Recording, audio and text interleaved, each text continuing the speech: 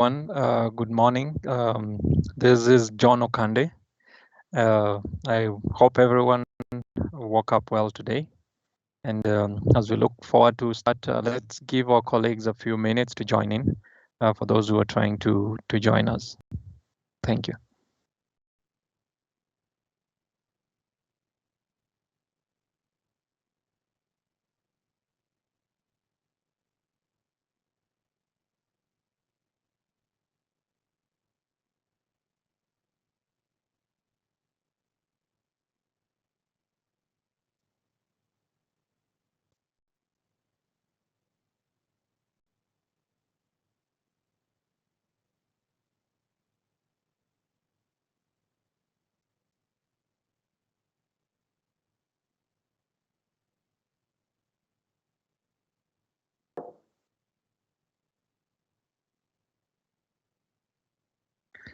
Good morning, Mark.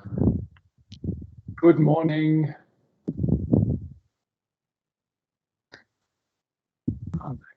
Good to see you. Morning. Good to see you. Good morning. We just informed most participants are joining. I think we have almost all panelists, but we decided to give ourselves a few minutes to allow others to join, and then we can start. Sure, no problem. Would you prefer for me to turn my camera off in the meantime? Yes, sure. Thank you.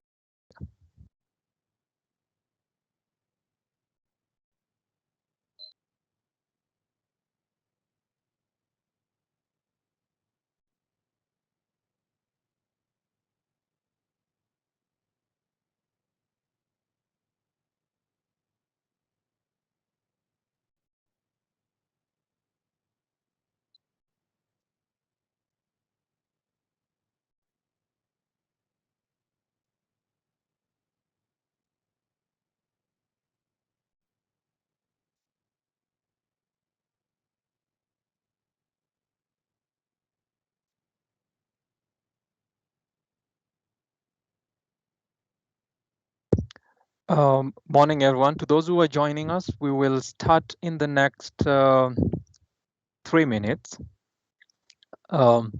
We are sharing a link. Please register your participation on a link shared on chat. There are certain details that we would like you to share with us, such as your name, organization, among others. And for this launch, we have 3 rapporteurs. We have Livia, we have Michael Gore, and we have Janet Muchai. Janet Muchai and Michael Gore have been seconded by one of our partners to join us and do this with us. Thank you.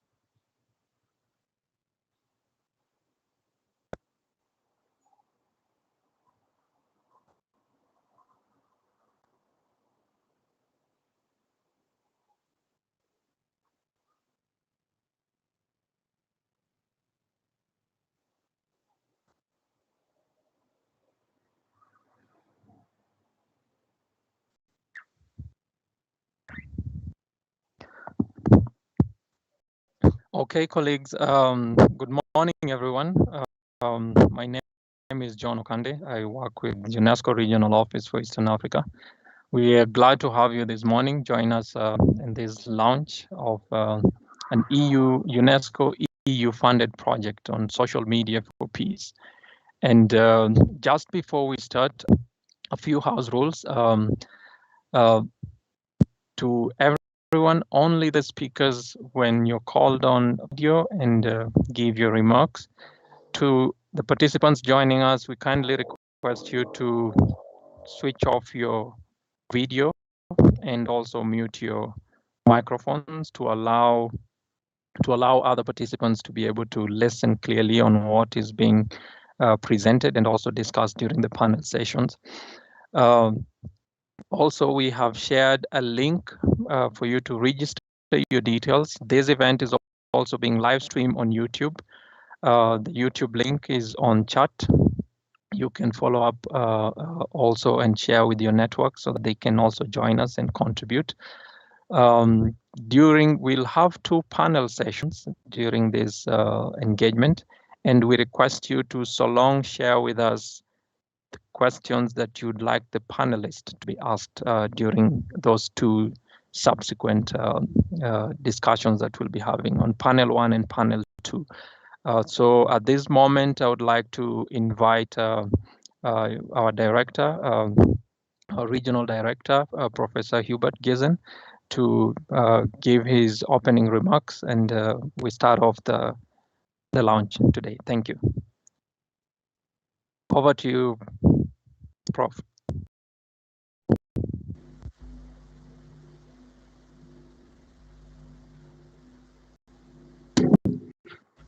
Yeah, John, good morning. Can be heard and also can be seen. Can you confirm? Loud and clear.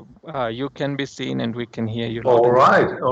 Now, happy to join you all. A very good morning. Let me first of all recognize the Honorable Joe Mucheru, the Cabinet Secretary of the Ministry of ICT, Innovation and Youth Affairs.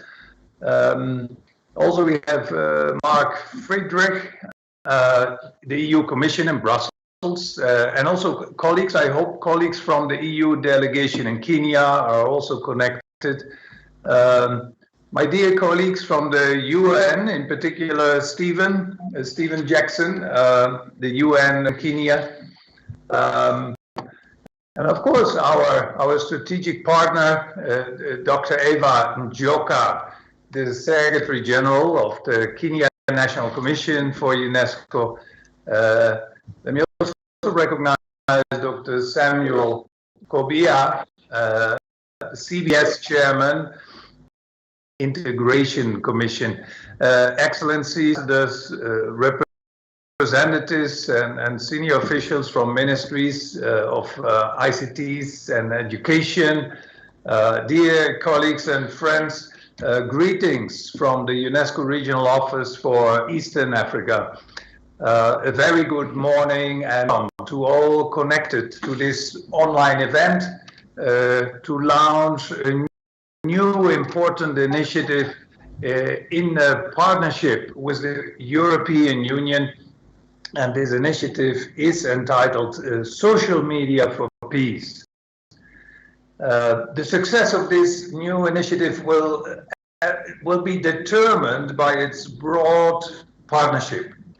And I wish therefore to recognize the key partners present here, in particular Ministry of ICT, the EU, the UN family, the National Cohesion and Integration Commission, the Media Council of Kenya, Search for Common Ground, Article 19, technology companies such as Google, Twitter and Facebook, the Kenya National Commission for UNESCO, peace-building organizations and also their academia, all gathered for this launch and teamed up for a most successful implementation of the SM4P, as we call it, abbreviated. We love acronyms in the UN.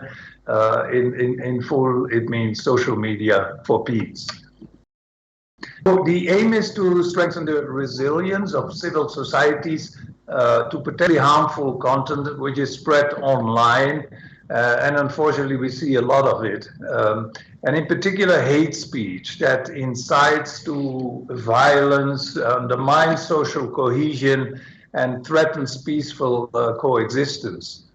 And we have unfortunately seen that social media in Kenya, largely through Twitter, Facebook, WhatsApp, and also Instagram, which is also very popular, it is increasingly a new space for polarization and divisions, and predominantly used in Kenya by youth, which represents the largest part of the population, with 70%, 75% of the population being under 35. And they are also the most avid users of social media, and in many ways the most vulnerable to calls for. Most Kenyans use various social media platforms to connect and engage with news content, sharing information, and also entertaining themselves. And the most popular ones are WhatsApp and Facebook. And this is supported by an enabling environment where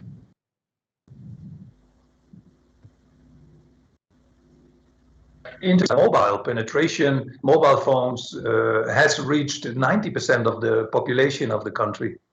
And these figures illustrate the potential of social media as effective platforms for the free flow of information, supporting, and in this regard, the advancement of the fundamental human right to freedom of expression.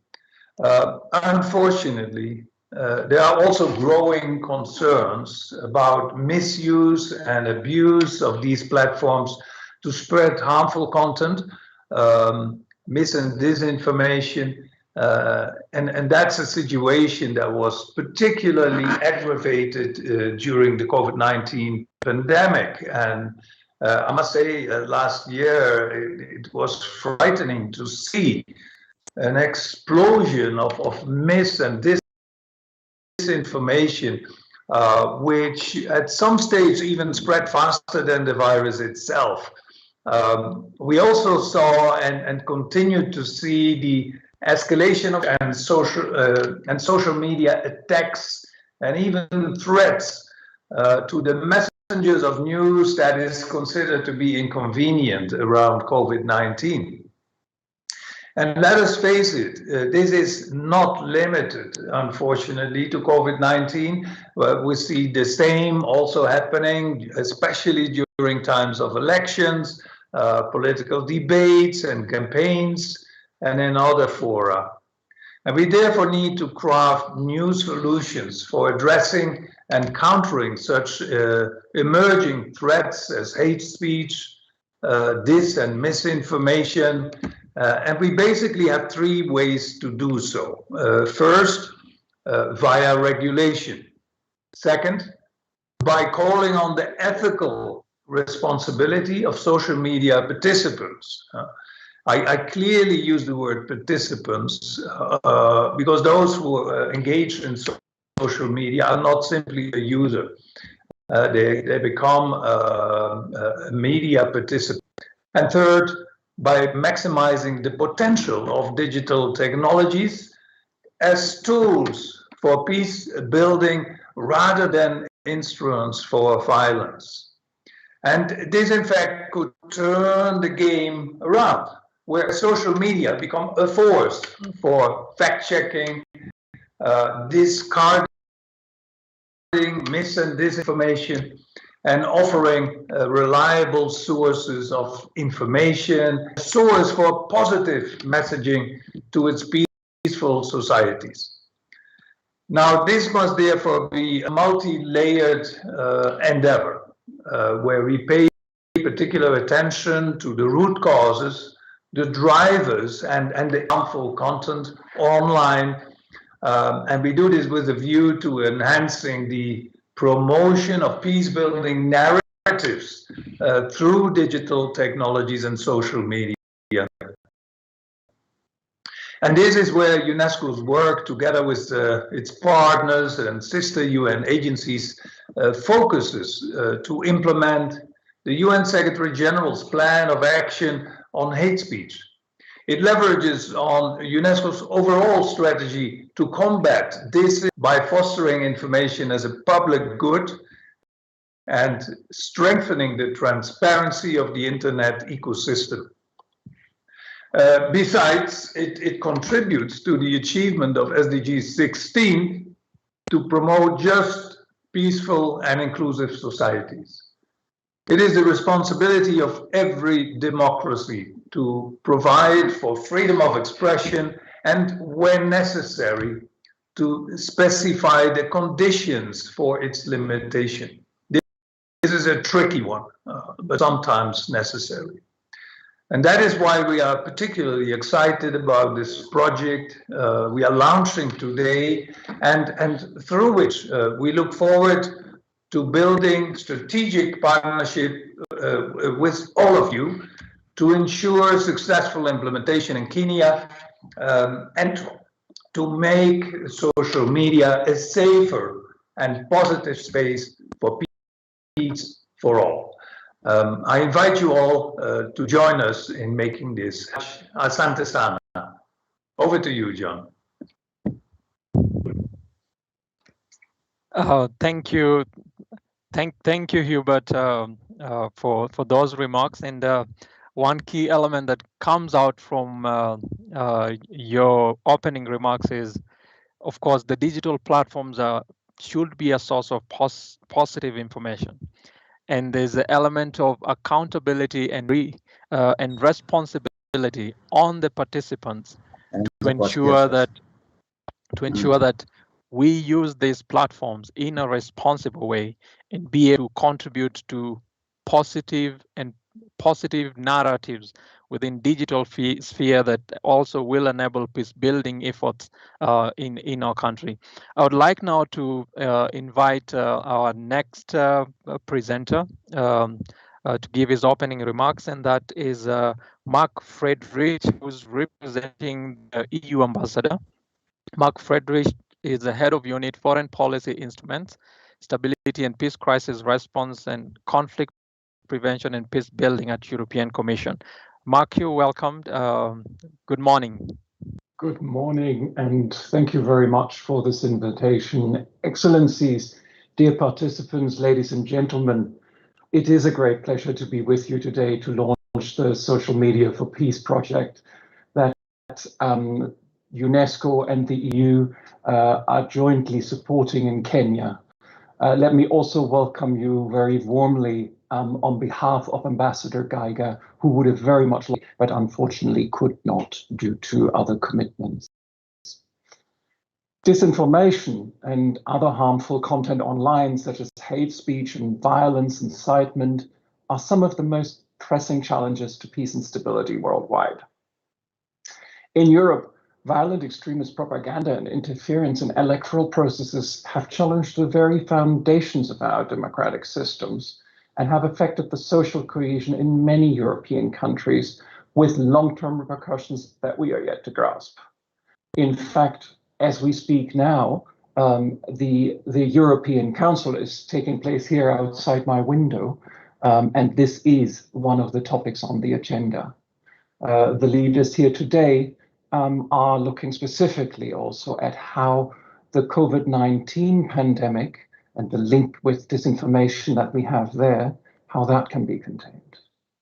COVID-19 has indeed enhanced the spread of harmful content online to the point that the WHO alerted governments and the broader public on the risks that the growing disinfodemic was having on responses to the sanitary crisis, and notably that of a trust deficit within societies in state responses, but also in the information provision by the traditional media and in independent journalism. The European Union already took steps and is today discussing further steps to tackle these challenges by firming up its policies and action plans against disinformation, and by adopting ambitious regulatory frameworks such as the Digital Services Act, which aims to create a safer digital space in which, on the one hand, the fundamental rights of all users of digital services are protected, and while on the other hand, we have a clear framework for transparency and accountability for online platforms. Our support to the Social Media for Peace project, which will also be implemented in other pilot countries like Bosnia and Herzegovina and Indonesia, stems from the following analysis. First of all, online harms have an impact offline in real life. As peace-building practitioners, we have all seen in recent how online speech, rumors, orchestrated disinformation become viral or are being instrumentalized to fuel tensions and incite violence, to the point that we are increasingly talking about the weaponization of social media. This has been documented, amongst others, in Myanmar with the Rohingya in 2016, and in Sri Lanka for the anti-Muslim riots that shook the country in 2018. We are seeing similar patterns in other contexts like Nigeria, the Western Balkans, or Ethiopia. Secondly, the conversations and collaborations that we in Europe have had in recent years with social media platforms are not replicated, or at least not evenly so, in other parts of the world, where more attention and action is needed to prevent harmful content online from fueling conflict and violence offline. Such conversations and collaborations should also be strengthened in Kenya, amongst many other countries. Not only, but also because there will be elections in 2022. Kenya is certainly one of the leaders in East Africa when it comes to internet penetration, with more than 20 million internet users and a vast majority of Kenyans spending more than an hour daily on social media. This goes way beyond entertainment, as a significant portion of debates on political and social issues now happens online. We have seen in the last few years how political polarization was enhanced online. This obviously not in Kenya only, this is the world over, with very tragic consequences. It is therefore crucial that all stakeholders engage with us and collaborate to help social media platforms to better understand the risks and challenges to peace that are at stake, and work out collectively solutions to improve the moderation of harmful content, to tackle orchestrated campaigns of disinformation, hate speech that exacerbates tension, division, and leads to violence. Finally, we should acknowledge the fact that social media platforms have also a key role to play in furthering peace-building initiatives, and that we need to maximize that formidable potential. Kenya at the forefront of using information and communication technologies to support peace. Nonetheless, through platforms like Ushari and through initiatives like Uwiano, there is still a lot of potential to do even more. We very much look forward to seeing how the Social Media for Peace project will contribute to further this legacy and engage social media platforms to promote peace in Kenya in the years to come. I would like to conclude by thanking UNESCO and its partners for the excellent cooperation so far and for organizing this event today. I'm really glad to see such a broad participation and look forward to exchanges and follow-up collaborations. I would like to take this opportunity to invite UNESCO and all of its partners participating in today's event to also be in close contact with the delegation in Nairobi over the lifetime of this project and beyond, to make sure that we find potential synergies and complementarities. I wish you a very fruitful discussion today. Thank you. Thank you, Mark, for joining us. I know it's early in the morning where you are, and we are grateful that you took time to join us. Thank you so much. And just to pick up on your words, that we are keen to continue this collaboration strategically, both with the EU delegation and a number of organizations invited here today. The tech companies, we have representatives of Facebook, among other partners. And let me also take this opportunity to thank you in person for being there and also supporting this initiative. And we look forward to cooperating closely with you and your colleagues in Brussels and here in Nairobi. Thank you. Thank you, colleagues. Now I want to, before I invite our next speaker, we just received apologies from our chief guest, that is Musheru, the Cabinet Secretary, Minister of Information, but he's going to be represented by the government spokesman, and that is retired Colonel Cyrus Ogana, who's joined us, and we just want to acknowledge the fact that he'll be sitting in for the CS. And thank you, Cyrus, for joining us. And now to our next speaker, who's our ERC, Stephen Jackson. Morning, Dr. Stephen Jackson. Over to you. Good. Confirm that everybody can hear me and see me. Loud and clear from my end. Super.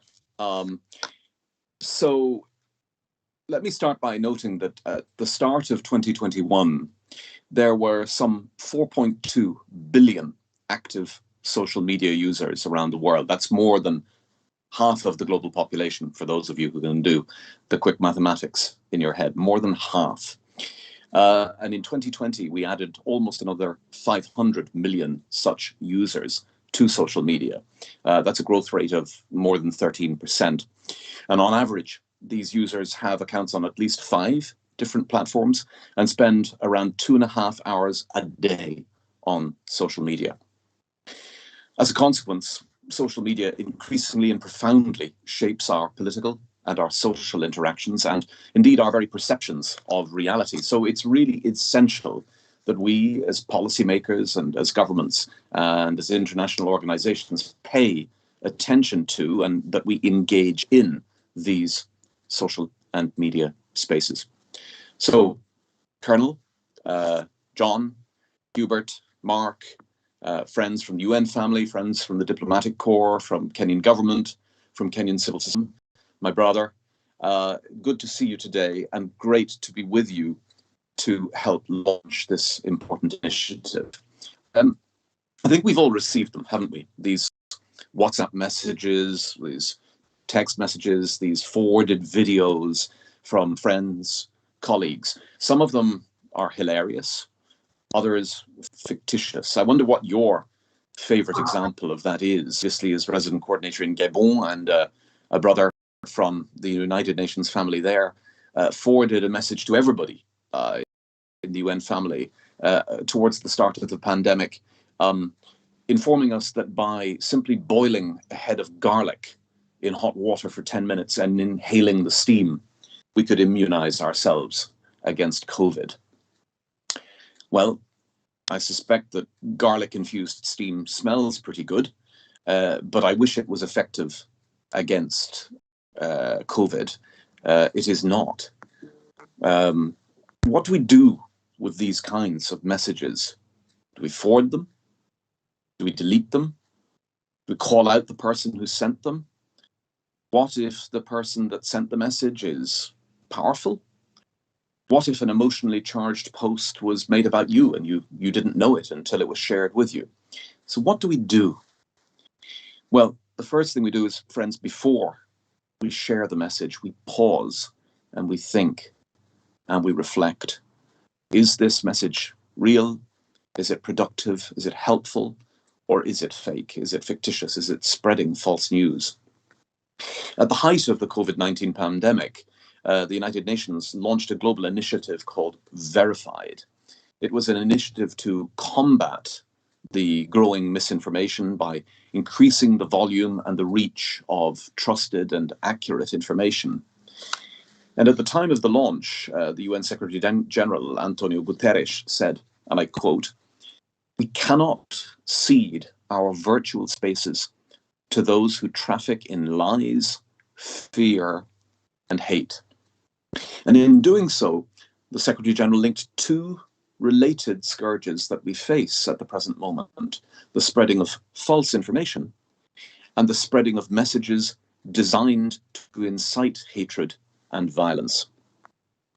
Friends, spreading disinformation, it undermines critical social and societal efforts, such as vaccination.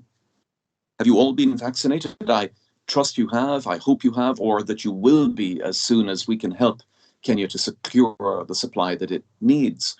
But vaccination worldwide is being held back by the spread of disinformation, which weakens our social bonds. It weakens and undermines our cohesion as a society, and it damages individuals. That's disinformation.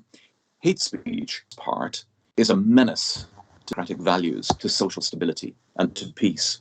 It attacks tolerance, inclusion, diversity, and its impacts are felt all across all walks of life and across all of our United Nations areas of operations: human rights protection, the prevention of atrocities, preventing and countering terrorism and the underlying spread of violent extremism, preventing and addressing gender-based violence, violence against minorities such as the LGBTQI, and enhancing protection of civilians.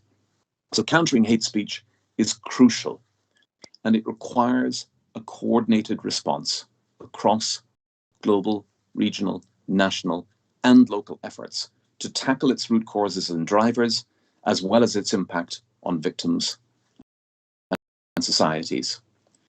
The United Nations globally has adopted a strategy and action plan on hate speech that was launched out of concern about the growing global trends of hate speech online. The strategy recognizes that hate speech drives violence, that it sets back the cause of peace and stability, it sets back sustainable development and the fulfillment of human rights for all. Now, friends, let me note in particular, there's nothing so very new about either disinformation or hate speech. Sadly, they're probably both as old as humanity itself. And both have certainly been, as Mark just reminded us, precursors to atrocity crimes, including genocides in Rwanda, Bosnia, Cambodia, that of course predate the internet and the modern technologies of the social media. Social media, these new technologies, as we all know, now propel disinformation and hate speech at light speed. It's now simply easier, radically so. It's almost costless to spread pernicious and damaging lies online. So I'm particularly glad that this UNESCO project, working with government and with you in civil society, will not only ensure an enhanced understanding of hate speech, but it will analyze its root causes, its manifestations, its scale, and its impact. And it will also develop new modalities and new tools to counter this pervasive phenomenon through digital technologies and social media in Kenya. So this project is a great opportunity for cooperation amongst different actors, including national and county government, the UN family, civil society, the media, to effectively confront hate speech and disinformation at every turn. Before closing, friends, I want to share with you the good news that we in UN Kenya are developing our own UN strategy and plan of action on hate speech here in Kenya. This includes today's very important launch. It'll guide our work overall and inform our support to partners and government in Kenya, particularly through the next electoral cycle that Mark already mentioned. The strategy will offer opportunity for synergized and coordinated implementation, adapted appropriately to the Kenyan context. And UN Kenya will develop and implement this strategy and action plan very closely with all the stakeholders that I've mentioned, starting with government.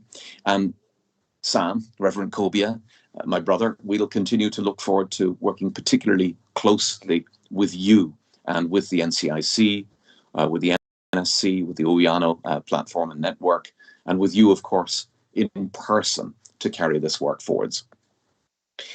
As I close, let me, of course, make the obvious point that hate speech, when we address it, this doesn't mean limiting or prohibiting freedom of speech. It simply means keeping regular speech from escalating into something more pernicious, something more dangerous, and particularly from escalating into incitement to discrimination, hostility, or violence. That's always a balancing act and a delicate one in any democratic context, but and we have to strike together to protect and promote vigorous public debate and yet prevent societal damage and to foreground science and objectivity. So really look forward to working with you to implement this UNESCO project. I invite all relevant stakeholders represented on the call today to join us in this and to make for a successful implementation in Kenya. And I really wish you a successful launch today. And I trust that you and your families and your friends and your colleagues and your neighbors will stay safe and secure during this ongoing global crisis of COVID. Thanks so much. Thank you, RC, for those remarks. We're grateful to have you. I know you have a busy schedule and you've been able to join us. And thank you for highlighting the fact that there is an ongoing process within the UN of coming up with the national with the national strategy on hate speech for the UN in Kenya that will provide us modalities on how best can we engage government with in reflecting on policy, strengthening capacity initiatives, and other evidence-based advocacy elements that would help us be able to counter these narratives. But the most important thing, as you highlighted in your message, is do we know the root causes of these elements? How can we reflect on this before coming up with strategies and tools to help us intervene and also support ongoing national efforts by NCIC and other actors in the country and also as the UN. Thank you so much for joining us this morning from your very cold corner in Oxford. And we look forward to continue engaging you and your team and working closely with you. Thank you so much. I now want to invite Dr. Evangeline Joka, SG Kenya National Commission for UNESCO, but I understand she's being represented by Dr. Njogu, who's the Deputy SG. Dr. Njogu, are you with us this morning? Yes, good morning, everyone. I'm with you. Thank you. Joka, and I hope I'm clear and I can give a small statement by Secretary General Evangeline Joka. Colleagues, good morning. The Director Representative UNESCO Regional Office, Professor Arbiter General, Delegation of the European Union to Kenya, Ambassador Harriet Geja, Cabinet Secretary, Ministry of ICT, Innovation and Youth, Joel Muchero, the United Nations Resident Coordinator in Kenya, Dr. Stephen Judson, distinguished guests, ladies and gentlemen. It is my delight to participate in this important launch of Social Media for Peace project. And I take cognizance of the fact that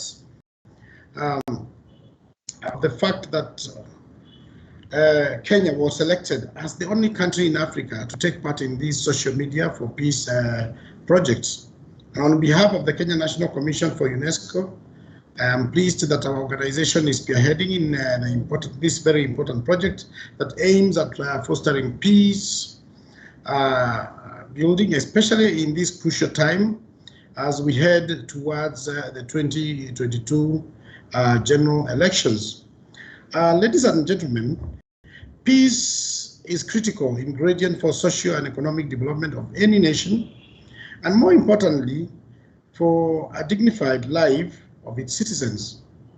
It is worth that the state of peace in the country, the extent to which individuals undertake their day-to-day business for their livelihood, and the lack of peace erodes social cohesion and delays development, as most resources are directed towards provision of security and emergency.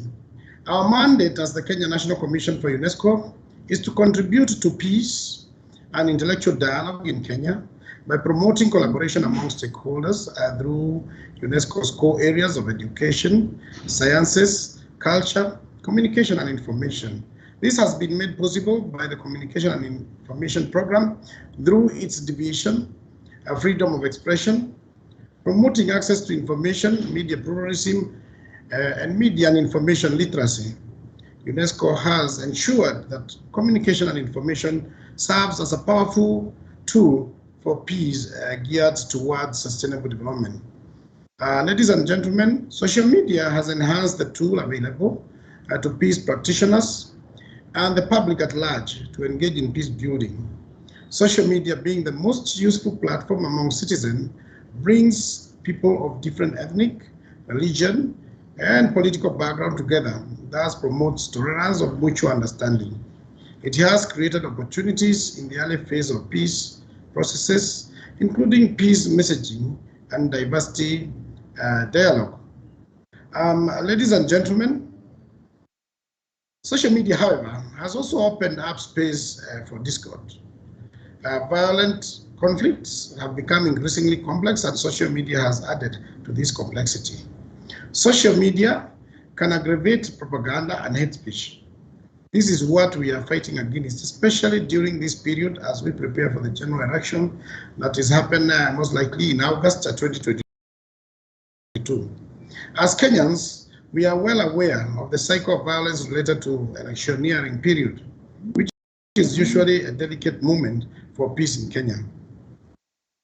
It is our hope as Kenyans that through these projects and many other peace initiatives in the country, we can contribute to the prevention of violence and disharmony.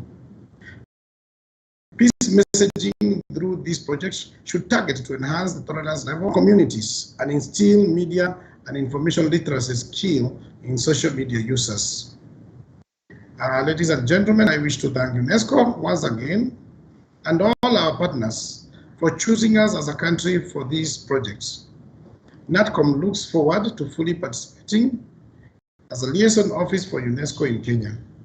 Special thanks to all those who have put in efforts to have the successful organization of this launch. And I wish you all contribute to peace or peaceful coexistence in our country. And thank you very much, everyone, and we thank all of you. Thank you. Thank you so much, Dr. Njogu, and for your remarks. For our participants and colleagues who are joining us, and Kenya National Commission is UNESCO's close liaison entity with Government of Kenya, and for this project, it's critical that we engage closely with them and work with them to ensure successful implementation. And thank you. Hope you will be with us throughout this session. We have two interesting panel sessions coming up. And let me also use this opportunity to acknowledge our colleagues from the EU who've joined us, and also representatives from the various embassies, Swedish Embassy, British High Commission, also joining us on this launch. Thank you, colleagues. And now let me invite Reverend Dr. Samuel Kobia, Chairman and Integration Commission, to give his remarks. Thank you. Thank you very much, moderator. Can you hear me well? Loud and clear. Thank you very much.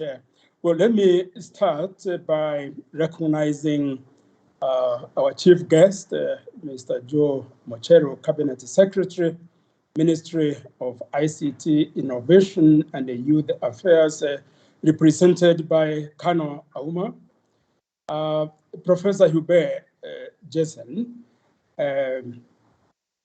Ambassador Jage, represented by Mark Frederick, my brother Stephen Jackson. It's good to see you out there in the cold Europe.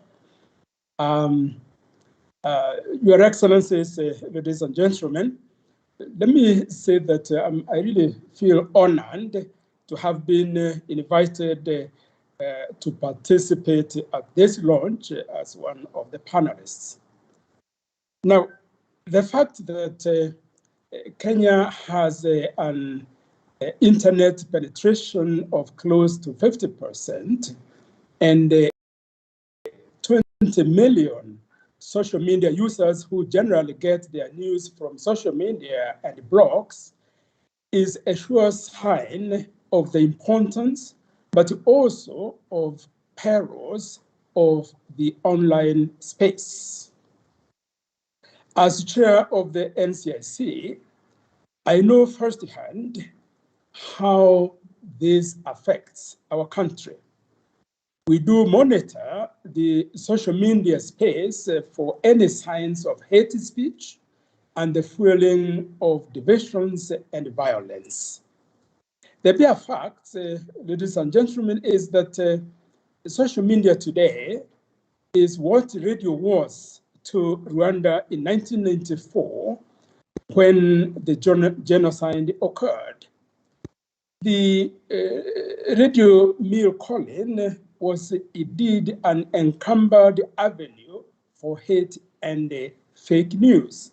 And we know that without radio mill calling, not as many people would have participated in genocide in Rwanda in 1994.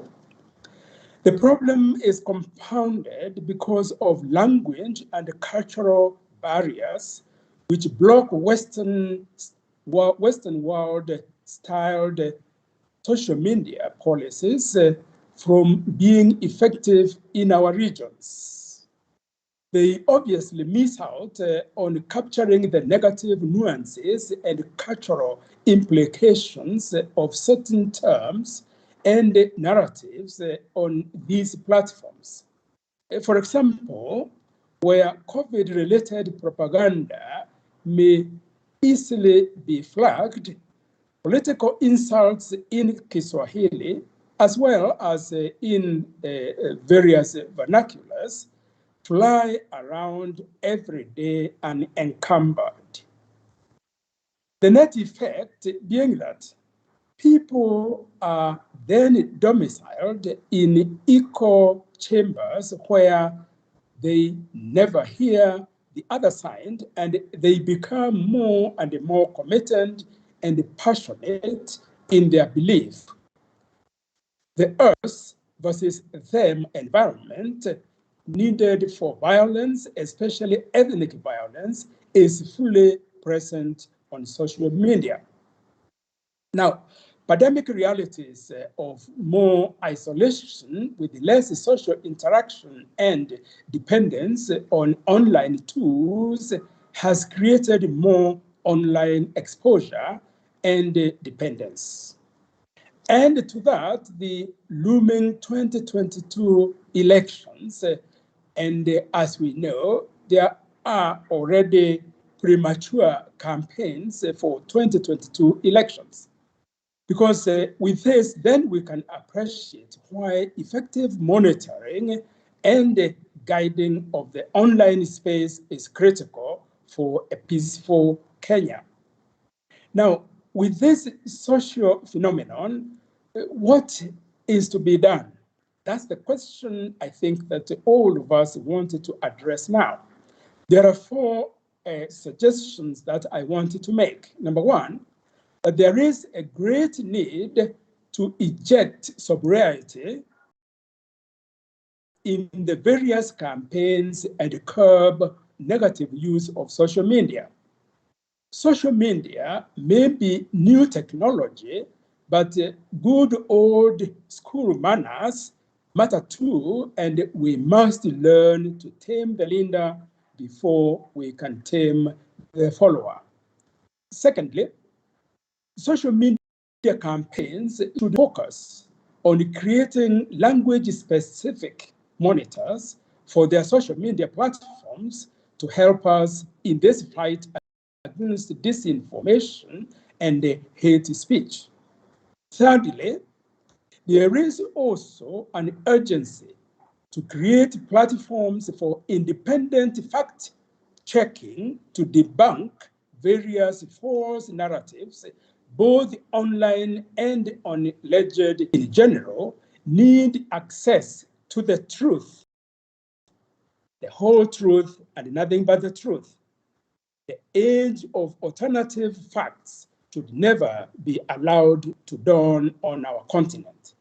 Fourth, and finally, we must enhance our law enforcement on hate speech by better monitoring, early warning, and evidence gathering systems. I just want to share that as NCIC, we already have sponsored a bill in Parliament to help to the enforcement of fighting hate speech by NCIC. This will invariably lead to political, societal, and criminal consequences for hate speech to deter further hate behavior online. Let me end by expressing our commitment as NCIC to be in partnership with UNESCO and the entire UN in addressing these very critical issues of our day. Thank you very much, and I wish you the best on this launch. Thank you so much, Reverend Kobia, for joining us, and thank you for the good work that NCIC is doing despite the challenges, given that the context of how hate speech mutates or is disseminated keeps changing. But now, just to recap a few elements that you've mentioned to our participants, one would be there is need to inject in campaigns to curb hate speech, given that now Kenya, we are approaching elections, and you've rightly pointed out that there is need to inject that sobriety. And I believe you implicitly you were mentioning that we need to be responsible and also accountable during this process. The next element that you mentioned is there is need to come up with language-specific monitors that would help us be able to fight or counter disinformation and hate speech. There is also need to engage with fact-checking companies to create platforms for independent fact-checking that is both offline and online. I believe despite coming up with the platforms, we need also to equip people with the requisite competencies to be able to see that this is hate speech. This is so that they have capabilities to share what is authentic information and also act responsibly within the digital platform.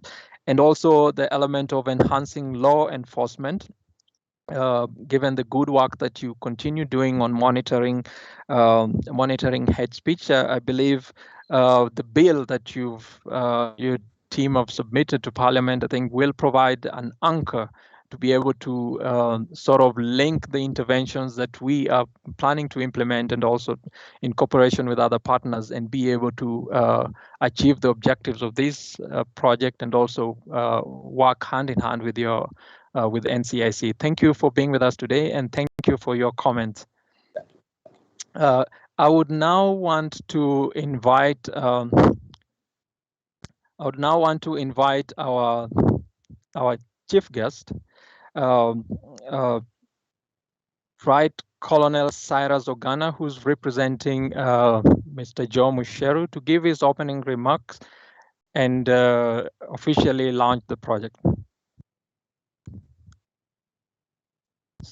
Colonel Cyrus Ogana, are you with us? You're muted.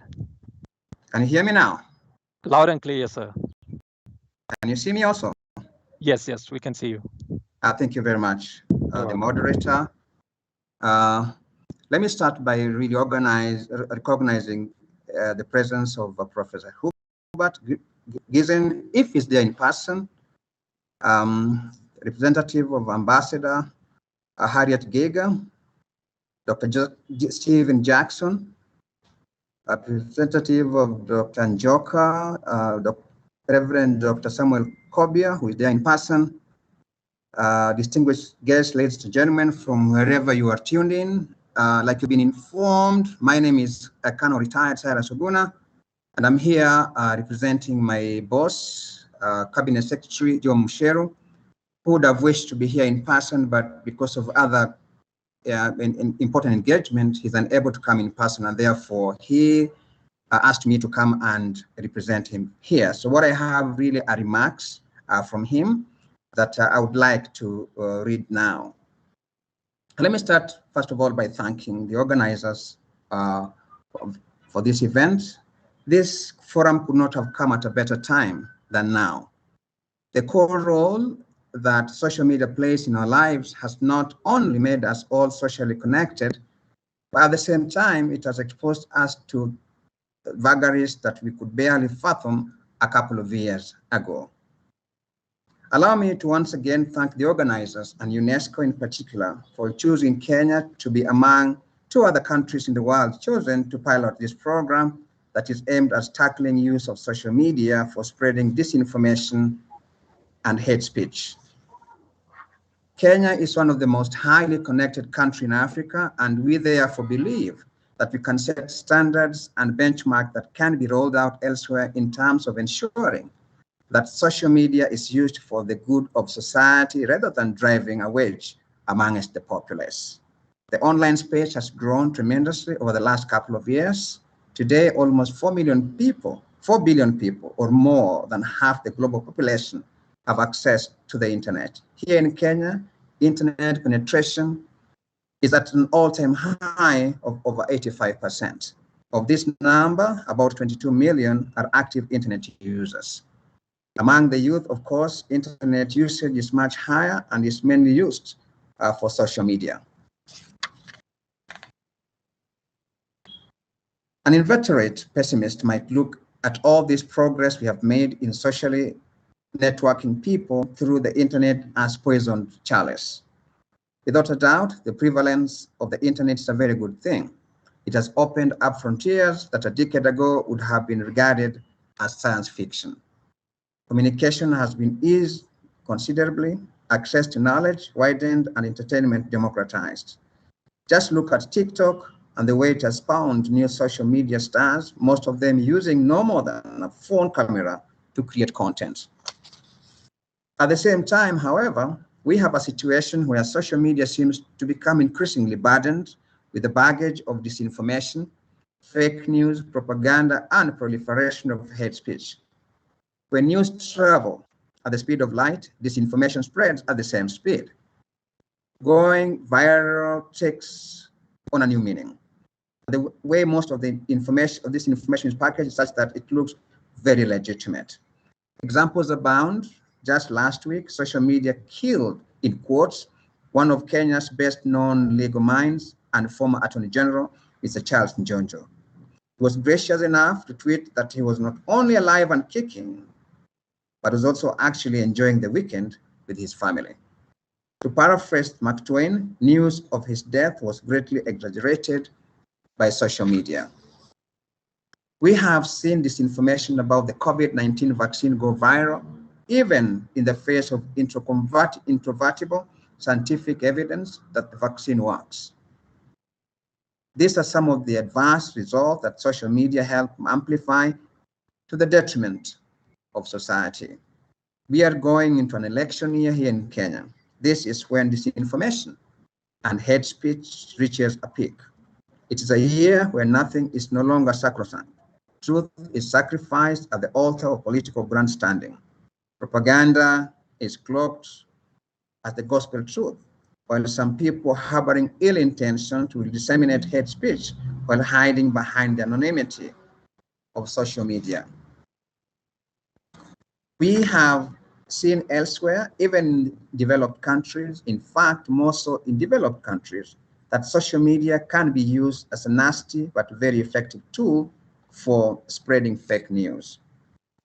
It has been used to foment riots, spread hate,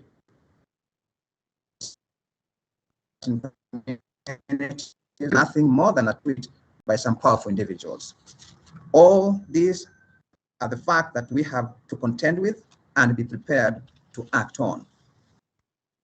We now have an opportunity to use social media to spread the gospel of peace among our people. We can use social media to educate the masses that peaceful coexistence is their best interest. After all, to quote an overused cliche, you can choose your friends, but you cannot choose your neighbors. You cannot wish them away either. We can preach this message very effectively using social media.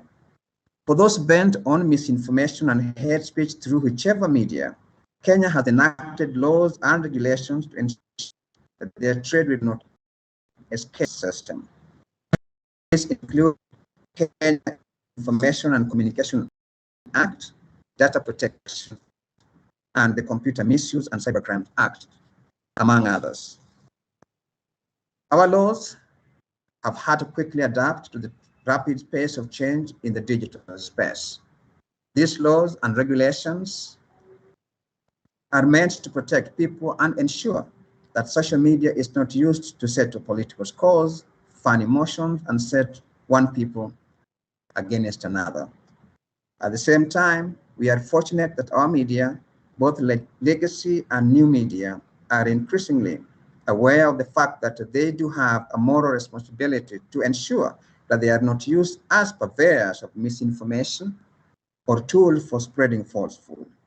Facts must be checked and counter-checked so that whatever is put out can pass the verifiability test.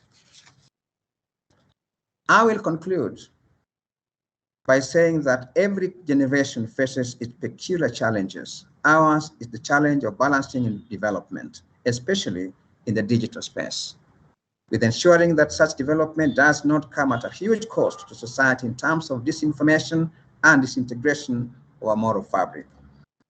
My ministry remains fully committed to working with UNESCO and other like-minded partners to champion the Social Media for Peace campaign. It is now my pleasure to declare this forum officially open. Thank you very much, and may God bless you all. Thank you. Thank you so much, Colonel Cyrus Ogana, for those remarks. And still, the key elements that more or less almost all the speakers have highlighted subtly within their various interventions is, one, we have a moral responsibility to be responsible in how we use digital platforms, particularly in this context building up to an election period. And there also an element of accountability.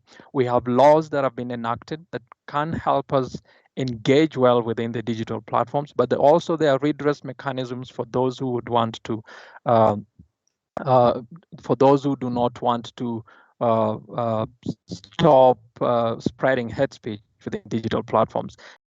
And we look forward to engaging you closely during the period of implementation of this project. And thank you for joining us. And we hope you'll be able to join us on the two panels that we're going to have interesting discussions by some of the actors and duty bearers within this project. Thank you so much, and thank you for launching this project. Friends and participants and colleagues, I now want to call on we would like to take a photo. I've just been informed that available speakers, could you please share your videos so that we can quickly take a photo? The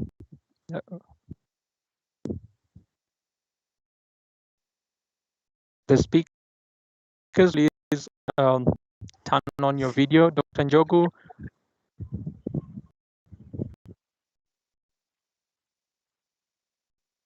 Okay, I hope my colleague Juliet, you can now take a photo.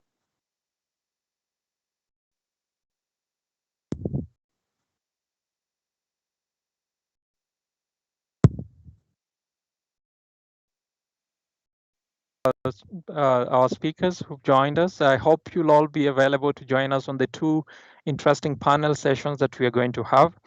And now I would like to hand over to my colleague,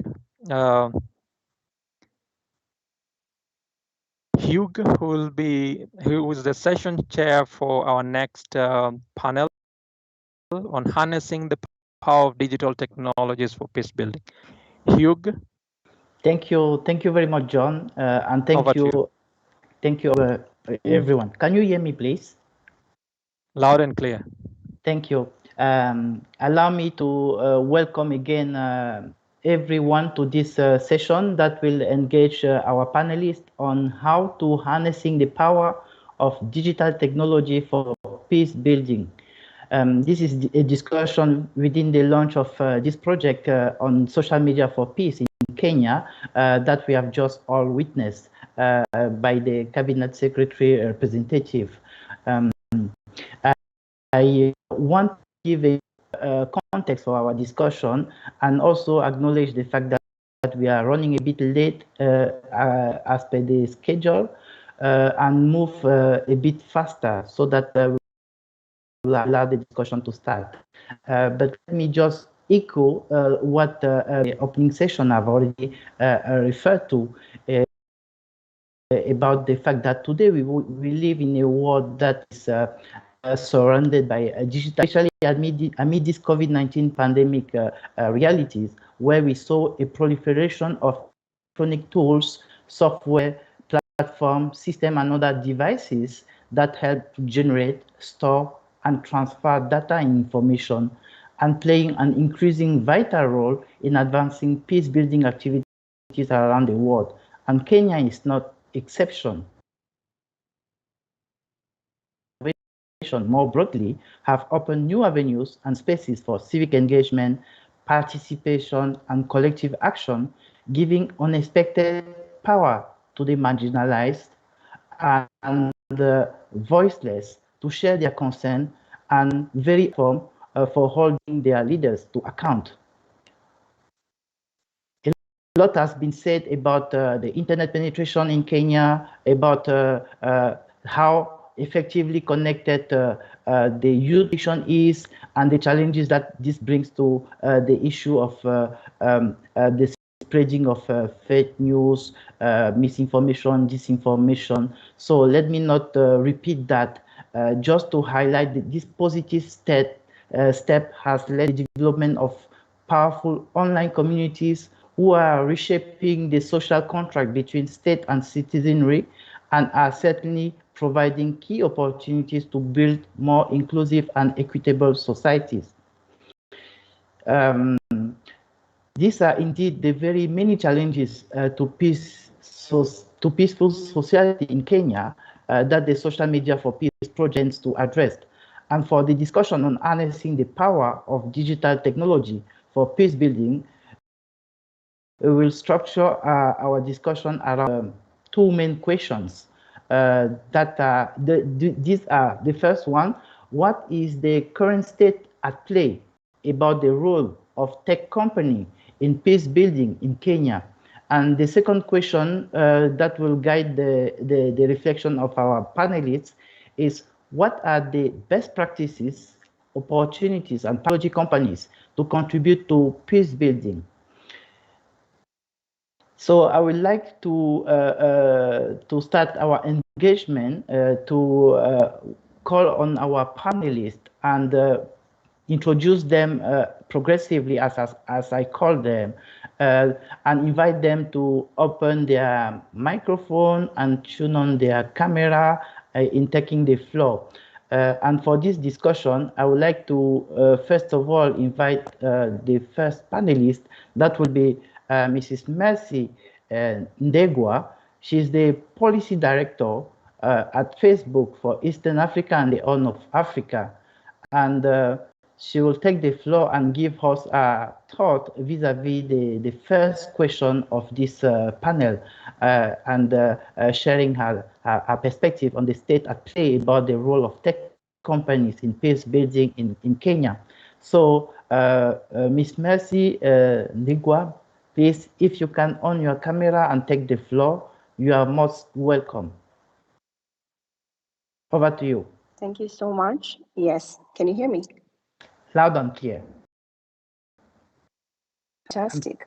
First of all, thank you so much, Hugh, for the question and for inviting me to this panel. I'd like to express my gratitude, first of all, for being invited to support this wonderful initiative. I think it's really important that a matter that is as important as this, that affects everyone, be as collaborative and involve as many people as possible. So I'm really delighted and humbled to be here in the presence of such a distinguished audience.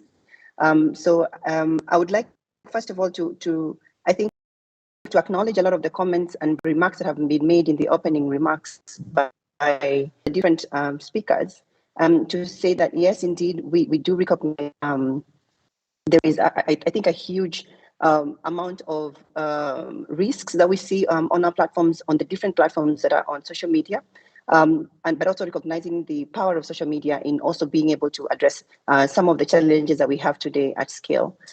So without taking much else further, because I think we're going to be discussing this in more detail as we go across, wanted to just acknowledge that and saying this is the reason why we wanted to be present in this conversation, because we think that as a company, this initiative is totally consistent with our values as Facebook, and we acknowledge the importance of the work that's being done and will be done in this initiative by partners like the United States, the EU, who this event, as well as the program at large, the civil society members who are keen in advancing peace building efforts and initiatives, particularly on online efforts, as well as the private sector that may be represented here. And of course, acknowledging the presence of the government as represented by Colonel Cyrus Oguna, who I've had the pleasure to work with previously. And to be clear from the outset, social media can and must be a force for peace and human rights, which is what the commitment of Facebook is in regards to this work. Facebook's mission, as most of you may be aware, is to give people the power to build community and to bring the world closer together. So the very core of why we put out these social media platforms is really to make sure that people are more empowered to be able to pursue passions, to pursue hobbies and interests and the things that they love to do the most, and find communities that they can do that with online, so that they can better themselves, but also to help them to build social connections and to stay better connected to one another.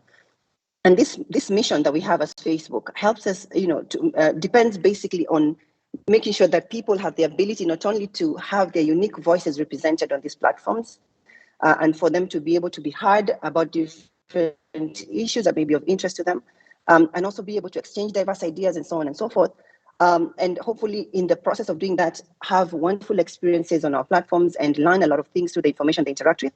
And for us, we are committed as an entity to make sure that we're constantly building a platform that is advancing those kinds of, with those outcomes in mind, basically to be able to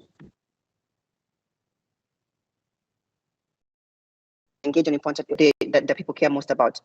So when I think about the remarks again that were made at the beginning, and I think it was one of the speakers mentioned numbers of the active.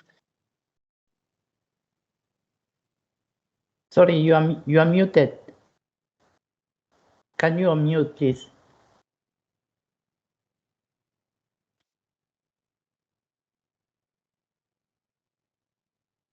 Can you hear me now? I'm not sure why I'm muted. Yes, please go ahead. Me? Yes, I can. Sorry, at what point did you lose me? I think I was, but I can just pick up from where I was. Please go ahead. So I was just saying that while it's empowering that 3 billion people engage in over 100 billion daily interactions on our platforms, the vast majority of these are actually positive, which is, I think, something that is noteworthy to mention.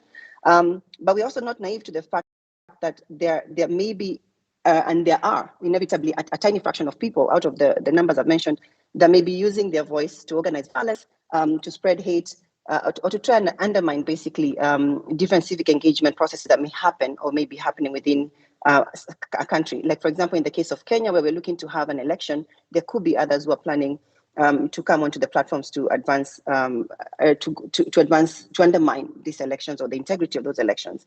And so as an entity, yes, we do have a responsibility to address these risks, and it is something that we are very keen and passionate in making sure that we do. At the same time, we have a huge responsibility to make sure that we are balancing the freedom of expression, so allowing people to have their voice and to express themselves as they will on our platforms, which freedom of expression is well defined in international law. But at the same time, also making sure that we balance that with making sure that there is safety for people who are coming onto our platform. Earlier on, somebody also mentioned the statistics in Kenya, and I think when it comes to technology and the advancement of technology in Kenya, a huge uprise or uptick of access to high speed technology such as broadband, which is the case here in Kenya. We have over 100% internet penetration, but particularly in regards to high speed internet, we have a lot of people that are over I believe 70% that actually have access to high speed broadband. So tech is definitely providing new and creative ways for different people to be able to engage, but just doing the same also for peace builders, for people who would like to come onto our platforms to foster alternative ways to have discourse, or want to address different challenges as far as peace is concerned. This also is enabled by technology. So whilst it's on the rise, and we acknowledge that this is the case, we think that there is a huge part that technology can play in contributing to peace building processes, by offering tools that can help to foster collaboration, as an example, providing tools that can help people to transform their attitudes, can help people be reached at scale in regards to those that may want to, for example, preach peace or teach people how to engage with one another online. And also give people a stronger voice, give a stronger voice to communities to be able to articulate themselves. So we acknowledge this, but I think the point we'd also want to discuss in this and is also the essence and core of why we would love to collaborate with the UNESCO on this project is to see how we can advance more of these issues, the things that we would like the tech to be able to do, and minimize the risks that we know are causing division or harming people outside of our platforms.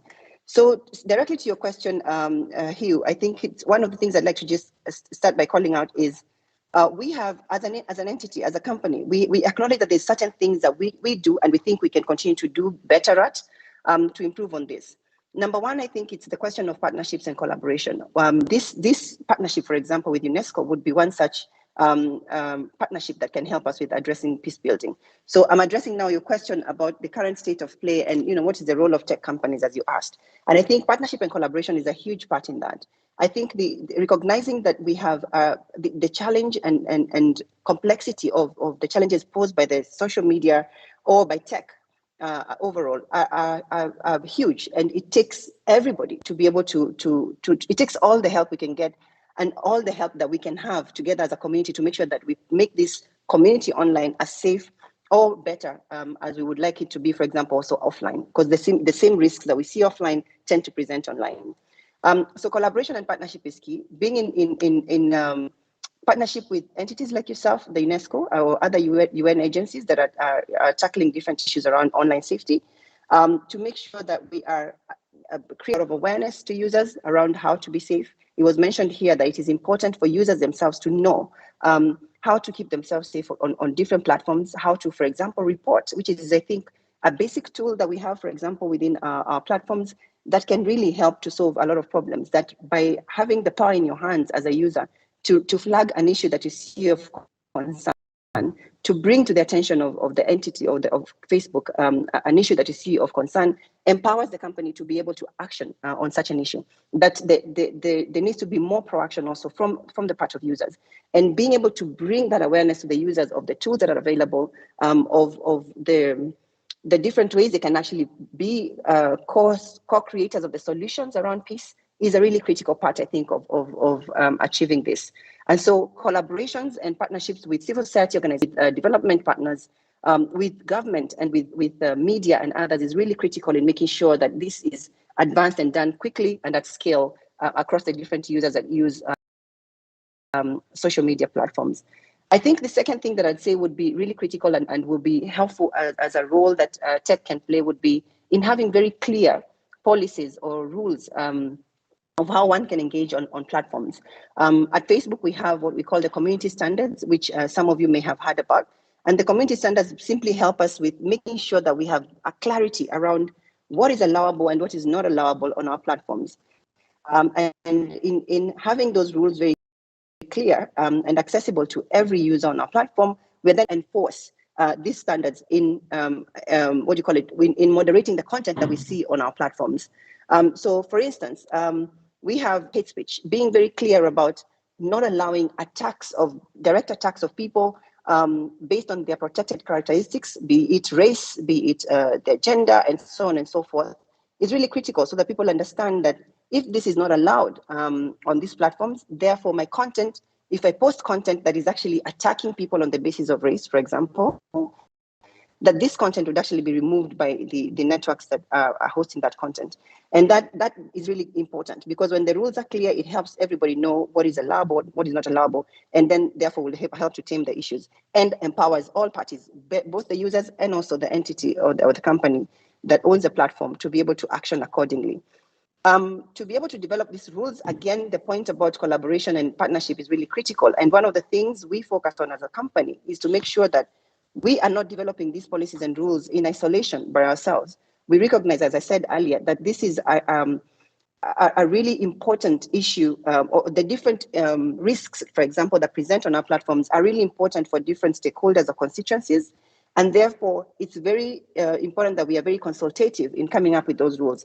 And so the things that we do, for example, as an entity is constantly have conversations with different experts around issues that touch on the areas of expertise, if it were, for example, safety of children, or in the case of peace, we're talking with the different entities like the UN actors, for example, themselves, experts, activists, civil society groups, and others, to make sure that we are developing rules and policies that are relevant and nuanced right in addressing the different risks that are presenting on our platform. In addition to having clear rules, there's the challenge again of making sure that the rules are then also known to the users of the platform.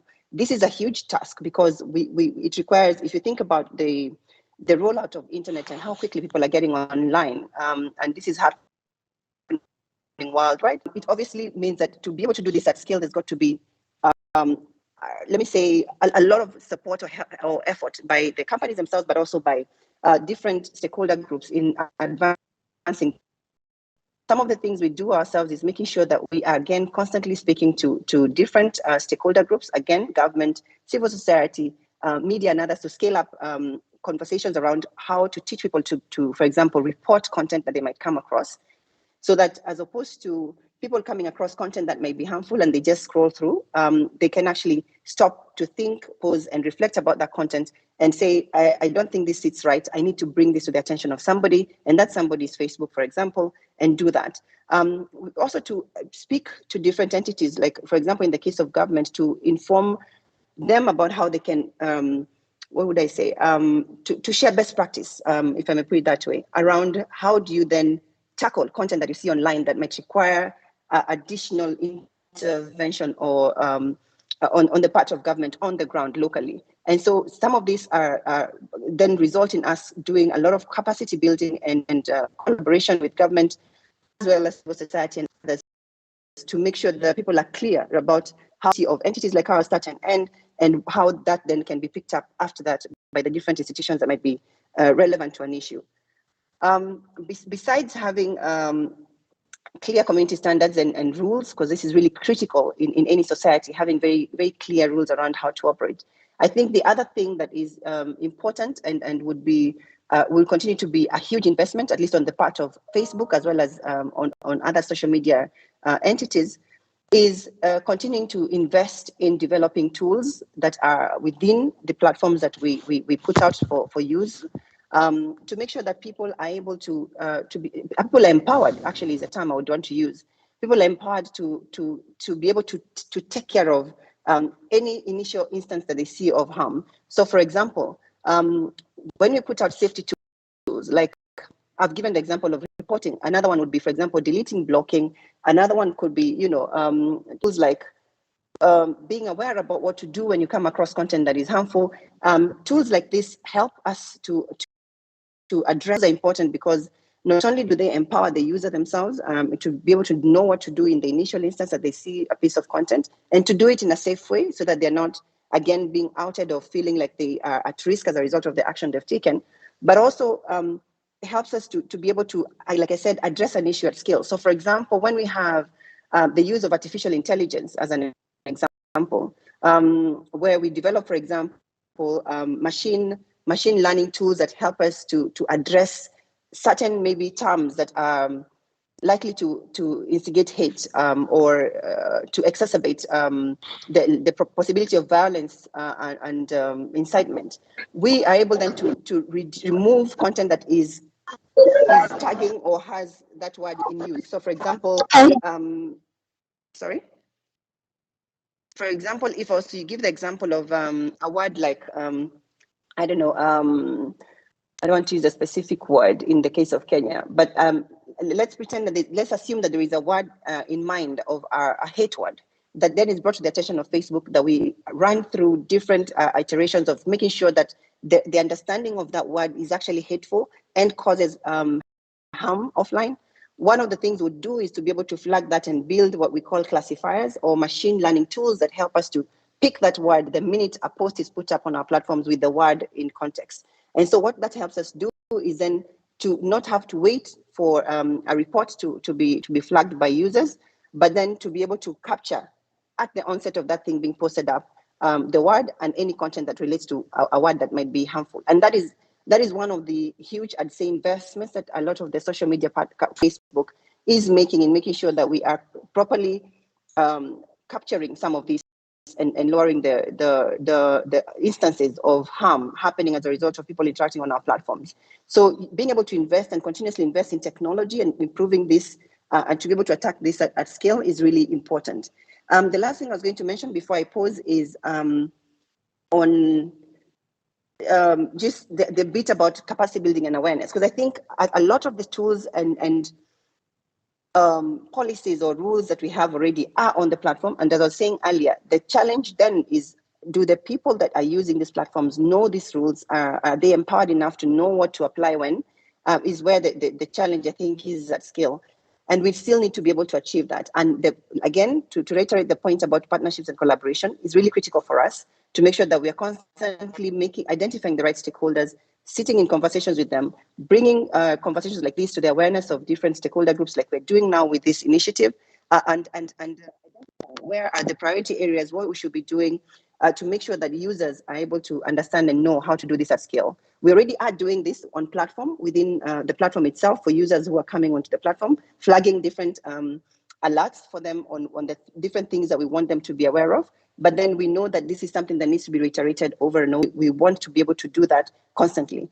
So as Facebook, I would like, I think, to close with the point that we are definitely, as an entity that is very dynamic, learning and listening and trying to make sure that we are ensuring that we are building our internal capacity to be able to empower, like I said, the users themselves, to work with the relevant stakeholders, to make sure that our platforms in themselves are catered right, and in terms of the technology investment we're making, to for example, develop machine classifiers or machine learning tools, and at the same time to make sure that and improving ourselves.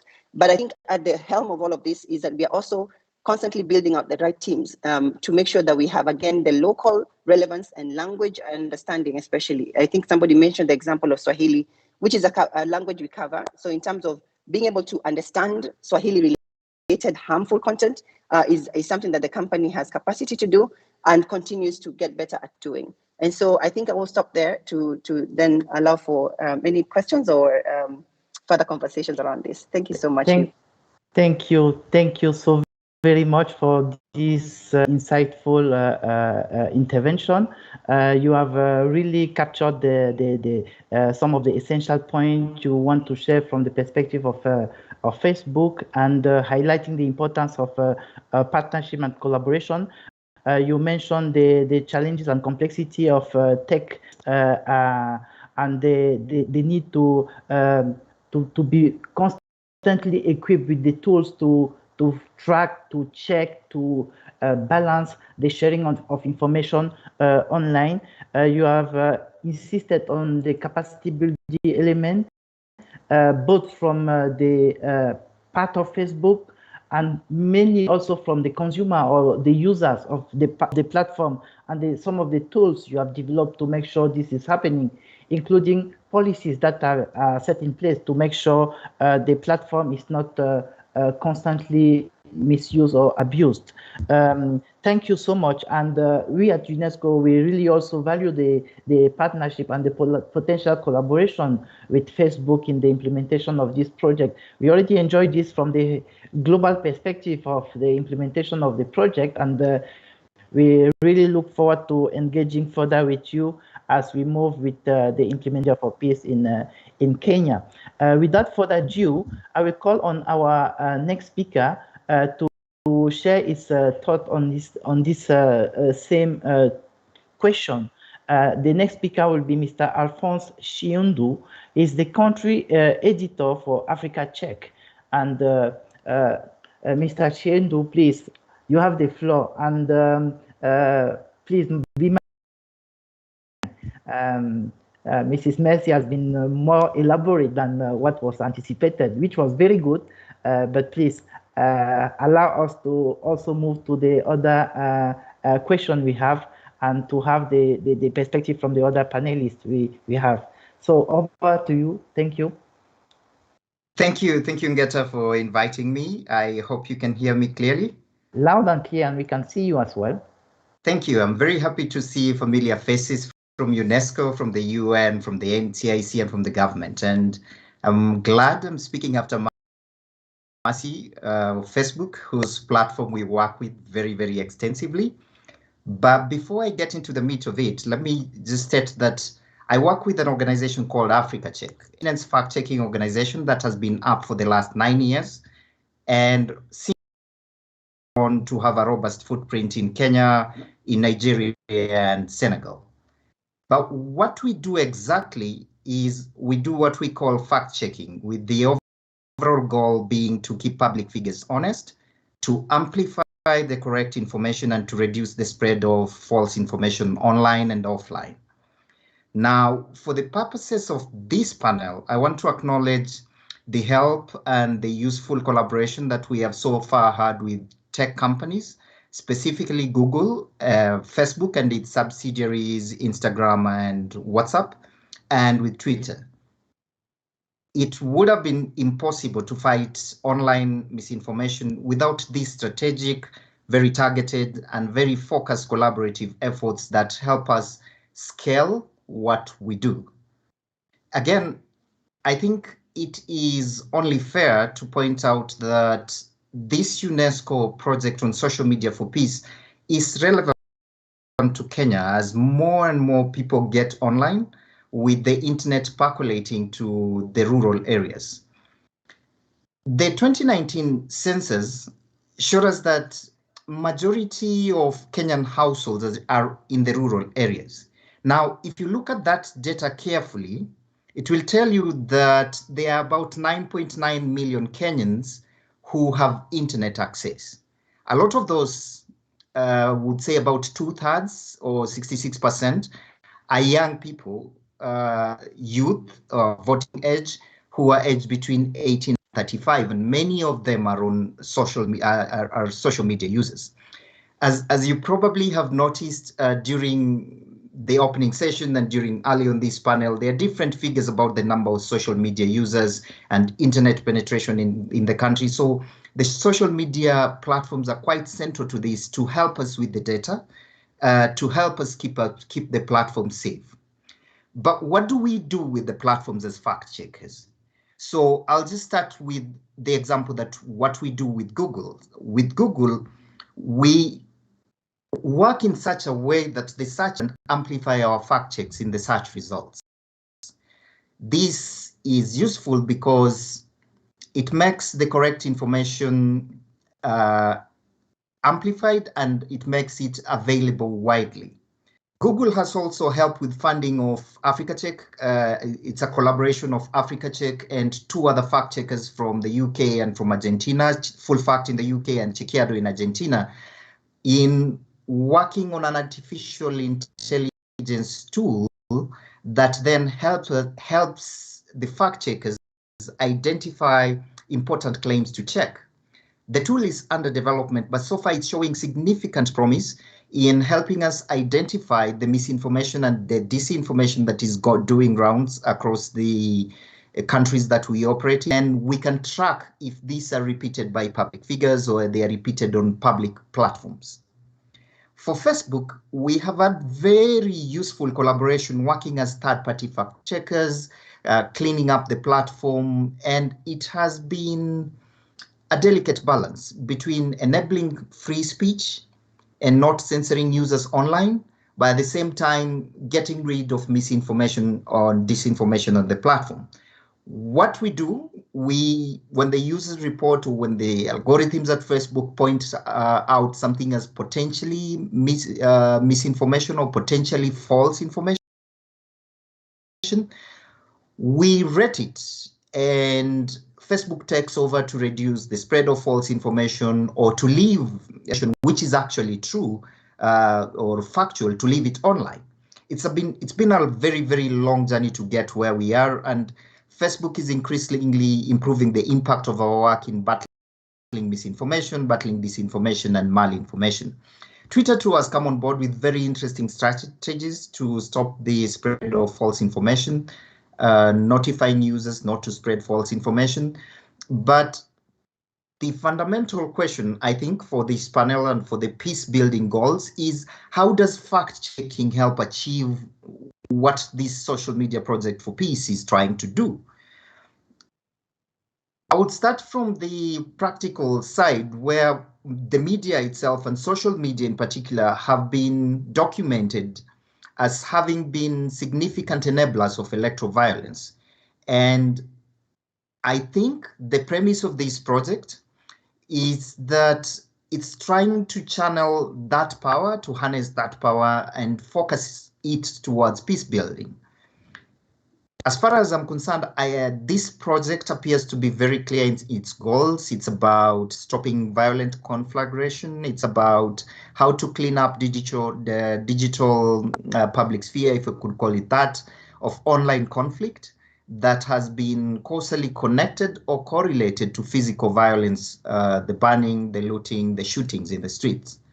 We have plenty of examples, specifically in Kenya, where social media has been used by young people, by politicians, by bloggers, by influencers to pollute the political discourse with hate speech and uncivil discourse, to spread false information, to do political smearing, to send threats to perceived political enemies, and even as vigilantes during elections. The responsibility, I think, is now on us to work together to keep the digital platform safe, honest, and accountable. Now, as I come towards the end of my remarks, I just want to take us back to 2007, where the elections in Kenya, the media, social media was still in its infancy at that stage in Kenya. So the media, the mainstream media and the alternative media, they were indicted at the International Criminal Court for funding violence by spreading hate messages and for, quote, broadcasting false news in order to inflame the violent atmosphere. So this indictment of journalists and the media over the coverage of 2007 elections is believed to have sort of terrified the mainstream media to an extent that in 2013 and in 2017 elections, we had plenty of peace advocacy, and the accountability role of the media was somewhat diminished. Now, since then, we have had plenty of capacity building for journalists on conflict-sensitive reporting to the millions of Kenyans on social media. And a lot of the people on social media are not benefiting from such training. First, because it's impossible to train everyone on social media. And second, even if it were possible, there's no guarantee that those who will be trained will use social media for good to communicate peace in order to prevent violence, specifically during the election period. Now, can journalism help? The short answer to that question is yes, because we have the Media Council of Kenya, which is an attendant code of conduct for the practice of journalism in the country. and other laws which Oguna mentioned earlier, which can be used and are relatively easy to enforce, and equally they are pragmatic as a deterrent against what I would call violence on social media or digital violence. But we still have to worry about other players outside the media journalism ecosystem. Mainly, I'm talking about bloggers, I'm talking about influencers, I'm talking about people who are increasingly gaining influence among the country's youth using social media applications and platforms such as Facebook, Instagram, Twitter, YouTube, and WhatsApp. It's this band of unregulated, influential freelancers who reside online and are being increasingly deployed by politicians and arbiters that we should be worried about. Again, may I mention that just relying on laws and regulations in monitoring social media and following up or pursuing online hate mongers in Kenya has had some limited success due to multiple factors, including the legal weaknesses as a result of the evidentiary threshold on the processing of electronic evidence. There are also these laws that target digital violence, specifically the Kenya Information and Communications Act and the Computer Misuse and Cybercrimes Act, which are borderline stifling or draconian. So I will just say that while these laws and the attendant regulations have a deterring effect, their effectiveness to curb digital violence and the consequent manifestation of that violence in the real world remains limited in scope and is prone to abuse. So if we rely on laws, we're likely to end up in a scenario where the powerful use the laws to stifle free speech and honest debate. Now, to conclude, let me just say, take the view, even as we think about this project, even as we roll it out, we have to deal with digital violence and the enabling power of social media to mobilize and threats.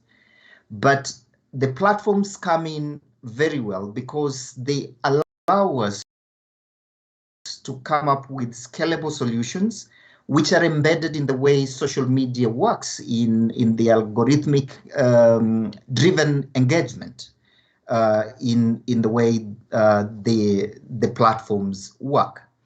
And to develop these scalable solutions, we have to critically revisit the peace building initiatives that were conducted, I think in 2013, in 2017, to curb electoral violence, to curb digital violence, discuss with the players what worked, what didn't work. And as it has been said, fact-checking and media literacy are a big part of it. I will expound on this as I discuss the second part of the question, and to go on and on, I would like to hand it over to Hug so that he takes it up with the next panelist. Thank you very much. Thank you for really touching upon the complexity of the actors, and also for highlighting some of those you are working with on the particular framework related to fact-checking, which is a fundamental aspect for the work we want to see happening in the frame of the Social Media for Peace project. You mentioned Google, you mentioned Twitter, which are also stakeholders we invited for this platform, for this launch, but for several reasons they were not able to join. But you gave justice to already what you are doing with them, and which provide a bit more insight on the pertinence of engaging with all these stakeholders as we move forward in the implementation of this project.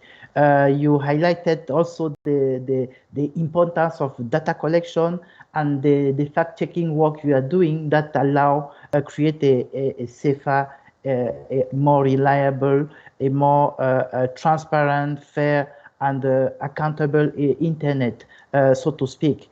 And you also highlighted the importance of artificial intelligence.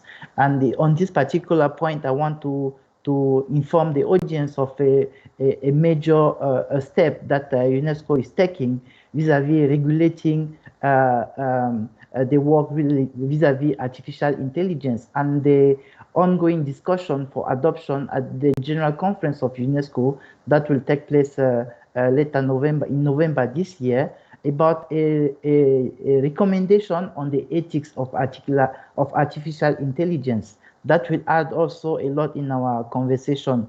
You also presented different actors that we need to engage with, from bloggers to freelancers to influencers, the positive and negative role they can play, and the need for capacity building of different stakeholders to make sure we convey the positive message that needs to be circulated through the digital technologies and social media platform.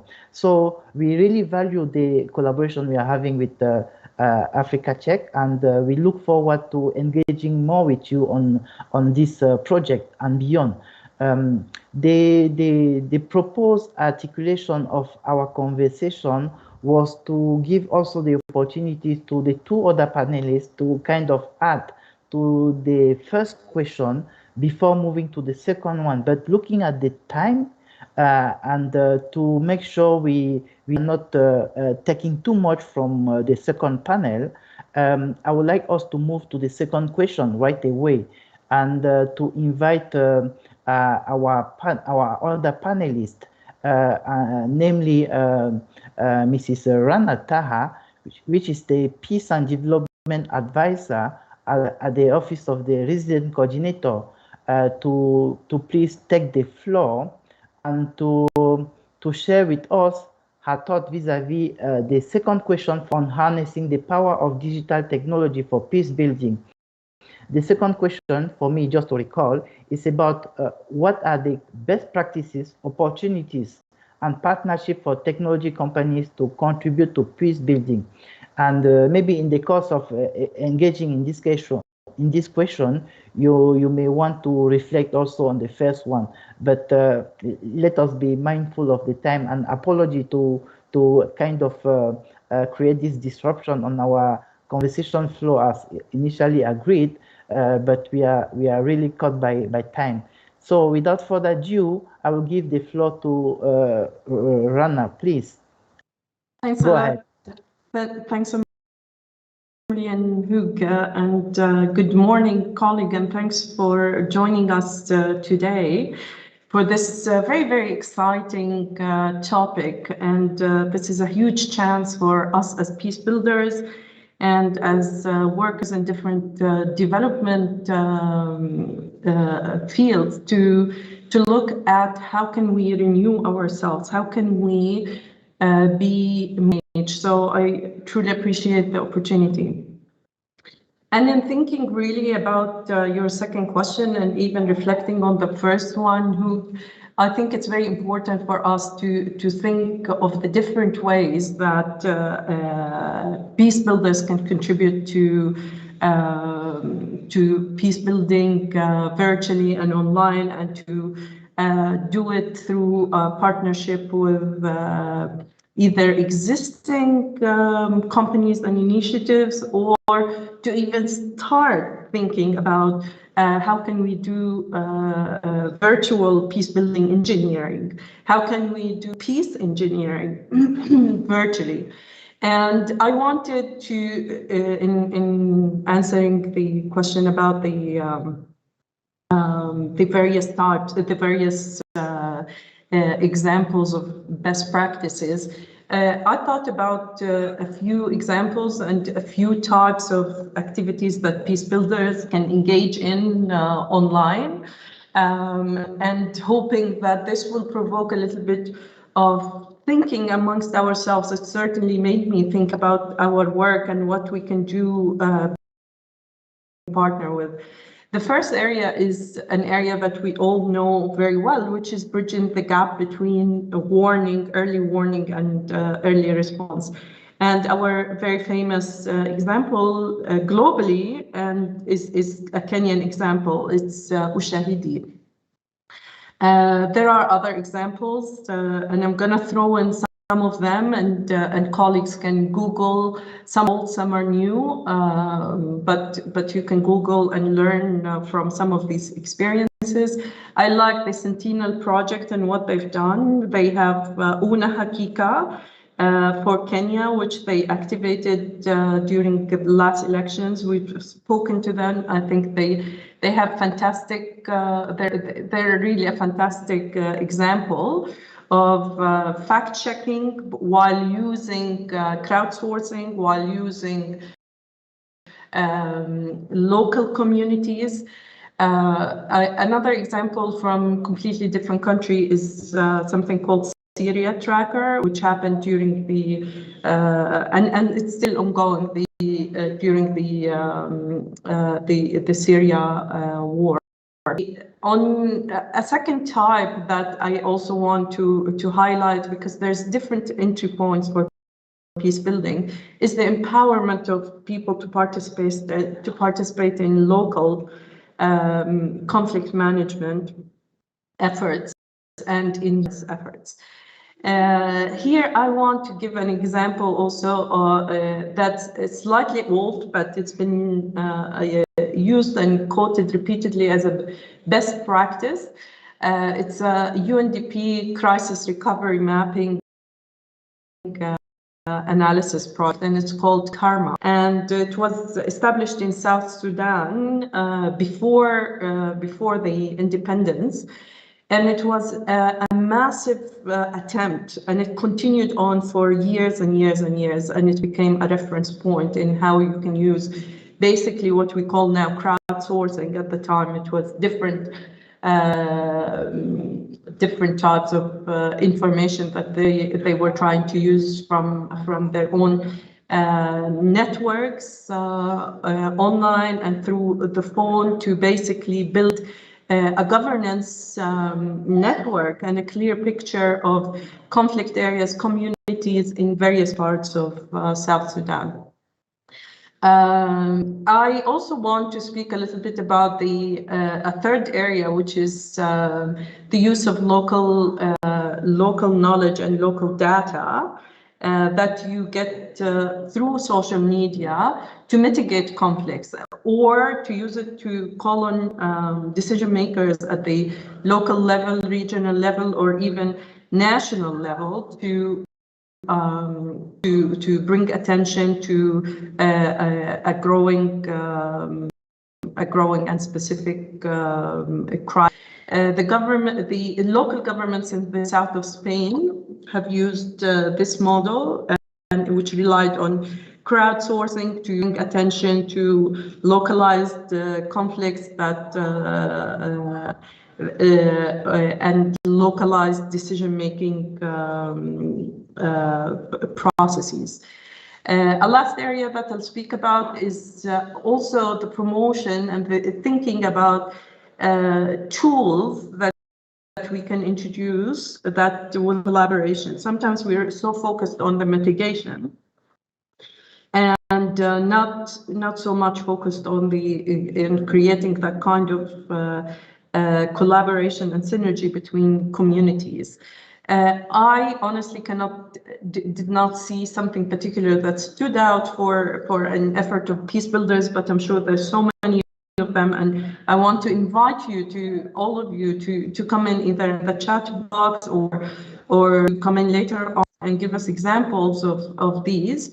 I can think of examples from the disaster, post-disasters, humanitarian crises, like after Sandy, after the wildfires in Russia, where people created platforms for communities to identify and for families to identify the kind of help that they need, and for all of Russia or all of the US to come in specifically to Rana and say, we want to help you with this. And when Rana says, she's stranded here, and these are her needs. So this is quite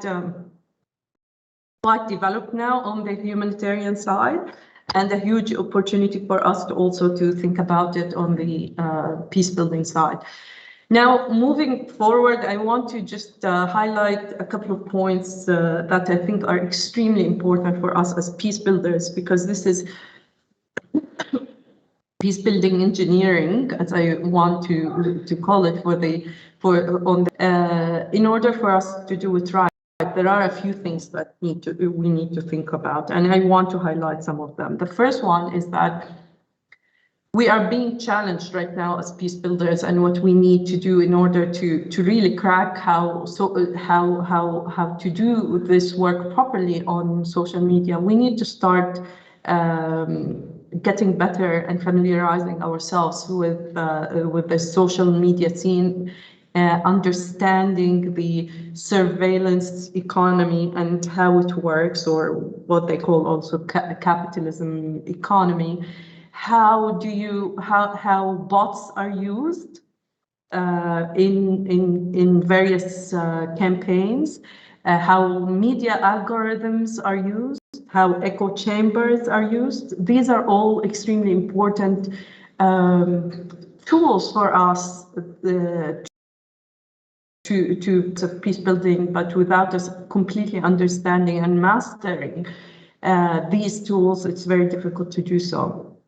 A second point that I also want to highlight, and this is also for you, Luke, and John, for UNESCO, is especially ahead of the election, is creating a general campaign in Kenya where people understand and help them understand the power of social media and the effect it has on creating hate and division, and what is needed to counter that, just by fact checking, so that people do not go and distribute false information, etc. So just by having social media awareness campaign on that is something very important. It certainly will help people remember to stop and think before they share content that could lead to further conflict, and could make them also criminally liable for that.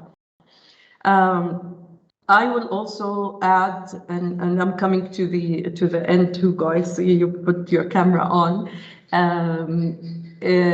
That we need to also think of doing no harm. Doing no harm in the context of social media for peace is extremely important, and very particular, different a little bit. We have very strong assumptions about knowing who the target community is, but we don't know. We have assumptions on just by having numbers of users in Kenya. We think, oh, most the users are youth. Do we really know? Most of us know that it's mostly the well-off, middle class, people who can access a smartphone in certain areas. So we need to understand who are these people that we are targeting, so that we're not also creating a bias in our targeting campaigns when, for example, a lot of the users, the young users of these devices are males, and we think we're targeting all of the youth. We are ignoring the female, and sometimes the most marginalized females. And this is an important aspect of peace building. Vision is a central pillar of peace building. So if we are blindfolded into processes of peace building, thinking that we're having a certain impact, we need to really think twice about marginalized communities, about rural communities, about who are we not reaching, and what kind, the second aspect of do no harm, what kind of power dynamics are we introducing into our communities by empowering the male, the young male over the young female. These are really very important, very difficult to grasp, but this is the biggest challenge that we have.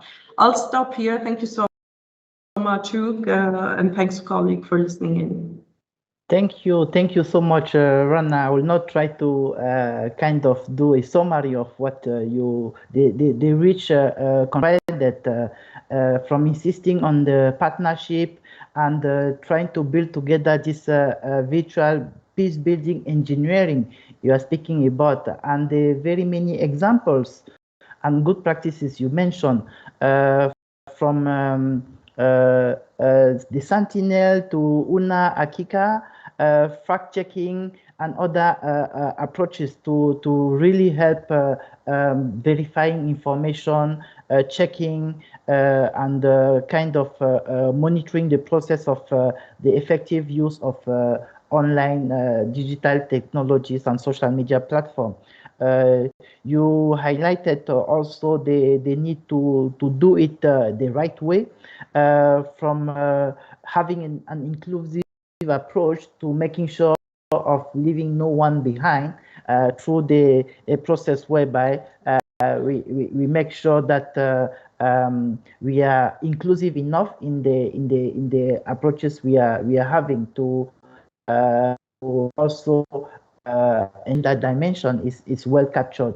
You highlighted a lot that go into the use an opportunity of this project to create change and to bring new tools, new approaches for early warning and for supporting the work of Peace Builder. So we really look forward to also engaging further on a possible national campaign that will help creating more awareness to different audiences vis-a-vis the use of social media platform, the possible risk and the opportunity there too, so that we build together a safer, more effective and inclusive social media platform for all.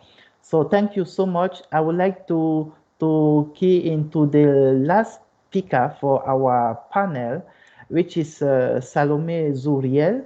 She's a conflict analyst, conflict advisor, political and governance team at the British High Commission in Kenya.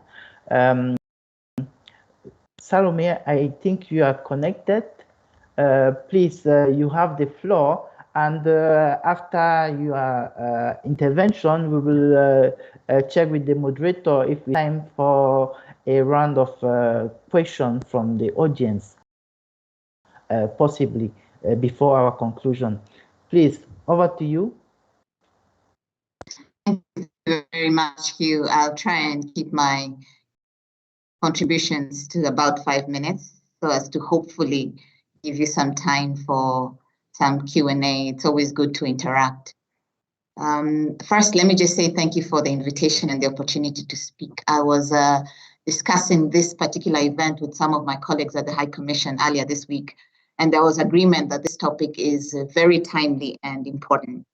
We identify ourselves with the important work that you at UNESCO and other actors that have been present today. Some have spoken, some have not spoken, some may not be here, but all the contributions and efforts that to ensure that advancements in technology serve us as humanity and that we harness their potential for peace and for social cohesion. Who spoke highlighted that the majority of the 3 billion daily interactions on Facebook are positive.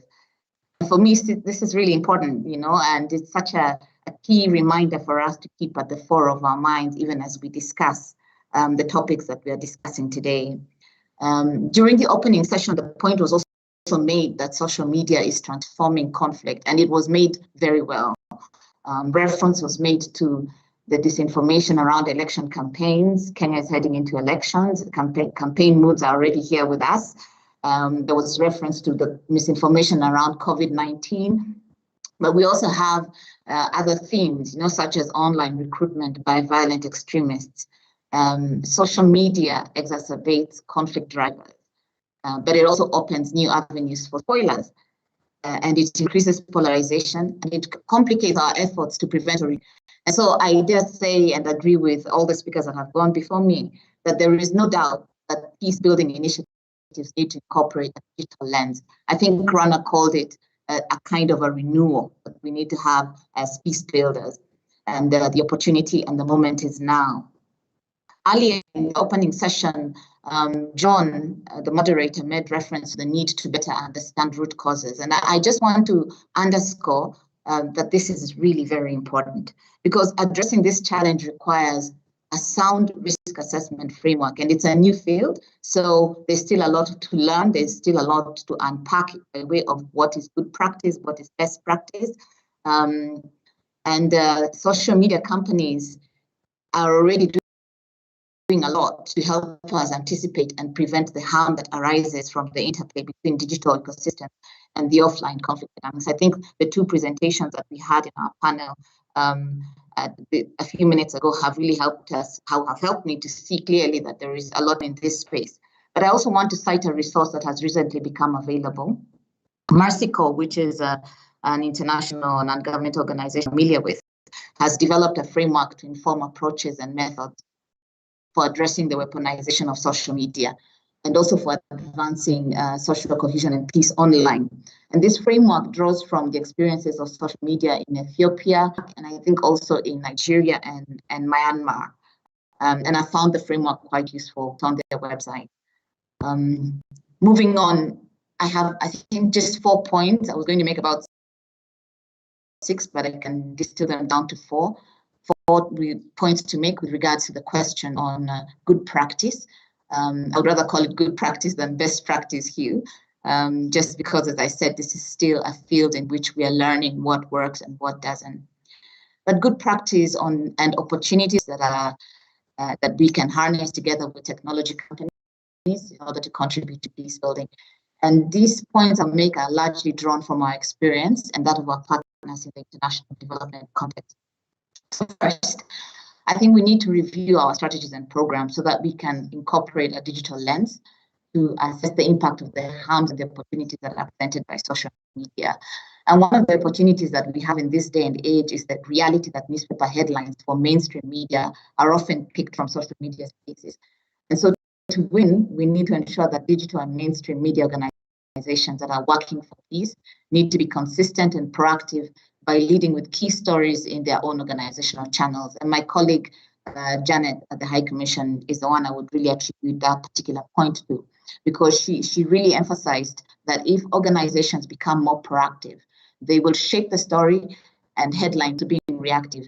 And we have seen from our own channels at the High Commission, some media houses and stories from our social media from time to time. I could give examples, but in the interest of time, I won't. But the point is that having the front foot on messaging is really, really paramount. So secondly, we need to increase support for locally led programming that seeks to address social media's contributions to conflict, ideally within a larger peace building portfolio that addresses both the online and offline drivers of conflict, because these two feed off each other. We know that COVID-19 has brought many challenges, but it has also had its own silver linings. On our side, we support some of the community security, peace building, conflict prevention work that various local organizations are implementing in Kenya through our program Reinvent. And we have seen some of our partners taking advantage of the COVID-19 related disruptions to integrate traditional monitoring approaches with digital and online approaches. And some of the platforms that they're now using include WhatsApp. They're using this for monitoring, but also for sharing photos and videos. For example, at the Kekoske, I don't quite remember what the full acronym, what the acronym stands for. I think program at the coast is also using these tools to strengthen early warning and early response by a variety of actors in Saudi, and this is bearing particularly on the community policing side. Thirdly, locally on a regular basis with national and county governments and civil society. And this engagement can foster trust, which can therefore enable information and data sharing. While global technology companies have advantages in data monitoring and analysis, we know that they may often lack context. Rana made the point about conflict sensitivity and not doing harm. But we see that increasingly the collaboration between the global technology companies and local civil society actors can help to identify hate speech during heightened periods of risk, such as the ones we are in and that we will find ourselves more deeply in the coming months as we head into the elections. Such partnership should really become central to companies' operations, as they will help with conflict-sensitive approaches and they will minimize harm. I think the point was also made that it was made by at the Africa Check speaker, that it was really, really important to equip bloggers and other social media influencers with conflict sensitivity mindsets and approaches. And this is really key. At the local level, there is a wide cross-section of civil society actors, including groups that are working on peace and security through community policing, as I mentioned, in Mombasa, but also in other parts of the country. And we also have grassroots and dialogue. And these groups increasingly organize themselves and use WhatsApp to share reports. So they share reports, they clarify rumors, and they also incidents using WhatsApp. Other groups that are important to target are academics, legal reformers, digital security and technology campaigners. These are all key in the ecosystem, and global technology companies have the opportunity to engage with them. And here in Kenya, the Uwiano platform has also been referenced as an important space where peace actors come together with the government of Kenya in order to prepare for peaceful elections. And this should be a key stakeholder as well. My final point here is that because of the fluidity in the social media environment, our program designs need to be flexible enough so that our partners, whether they be civil society actors or social justice enterprises, that they can identify and address the drivers of conflict in a way that is adapted, so that they can be able to change they can respond to the quickly changing social media dynamics, if I may call them that. So funding needs to not only cover analysis, but it also needs to cover implementation. And it should also cover reviews or evaluation so that we can all learn on what works to reduce digital harm. So I'll stop here. I thank you for your attention and congratulate you on today's launch. I really do agree with Alphonse, who observed that the objectives of the social media for project are very clear, and I wish the project success, and we are also looking forward to engaging with you in this journey. Thank you very much.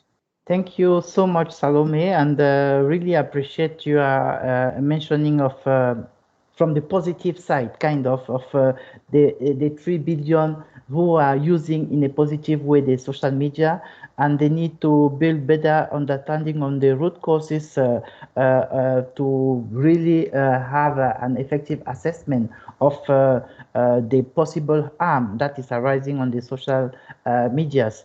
I appreciate also your contribution in terms of some of the good practices, and I really also adhere to the approach of good practice than as opposed to best practices, as you rightly mentioned, vis-a-vis this environment we are still discovering and kind of exploring, and the mentioning of Mercy Corp and the work they are doing, that is worth taking on board.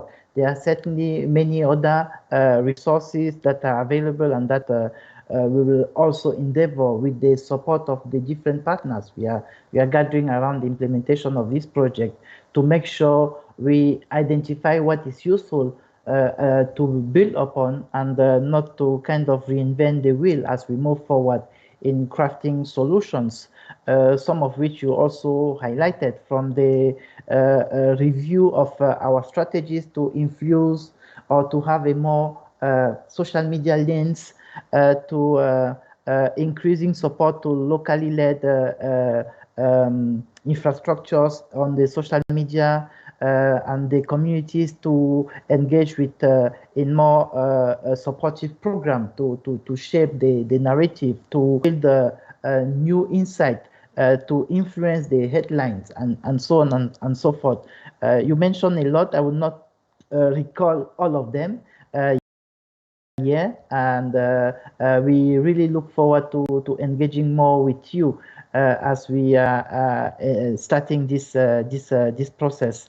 It's a very interesting one. The conversation is going really beyond our expectation, and the challenge is how to make it shorter, but at the same time we want to get it all from what you are able to provide as we move forward to building this enabling environment for the implementation of the project. We value the time you have dedicated to be here with us, and I want to now turn to the main moderator and seek guidance if we have had some question on the chat, and if there is any, we need to address to our panelists.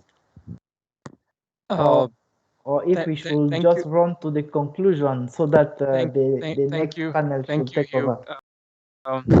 Thank you, Hugh. I know we are time-bound given the lengthy introduction by our key speakers. And maybe what we can do, we can give participants just a few minutes. We will handle 3 questions. And if you want to ask your question, please raise your hand and we will pick you, or you can share your question on the chat. We only have 5 minutes for those questions. I see Okwaro. We will go with Okwaro first. Please put your mic on and your video on and ask the question. Hello, thank you very much, John. I hope you can hear me. Loud and clear. And yes. Right. I have just an organization called the Africa Center for People, Institutions and Society here in Nairobi. We engage young people on building their capabilities to be discerning consumers of information online. So we train online content creators and such like on media information literacy and how they can be conveyors of information online. So out of our engagements, for example, here in Kenya, is that a lot of the people who are online are young people, based on those statistics that Alphonse and everyone else has relayed. My question is, how much is this project envisaged to engage that demographic, young people, organizations working with young people, or such people like content creators who are on TikTok and online? And the second question, perhaps directed to the private sector players, especially Facebook, is that from my experience, it sounds easier to stop or prevent mis or disinformation from going online than working towards, fact checking and removing or changing the accounts. So my question is, as much what are these platforms doing to reduce, things like virality and increase friction to make sure that we reduce what goes outside there that misinforms and disinforms? Thank you very much, John.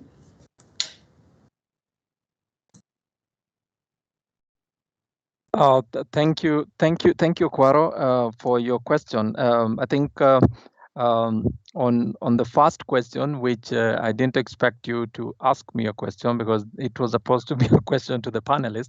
But to respond to you, how will the project engage young people?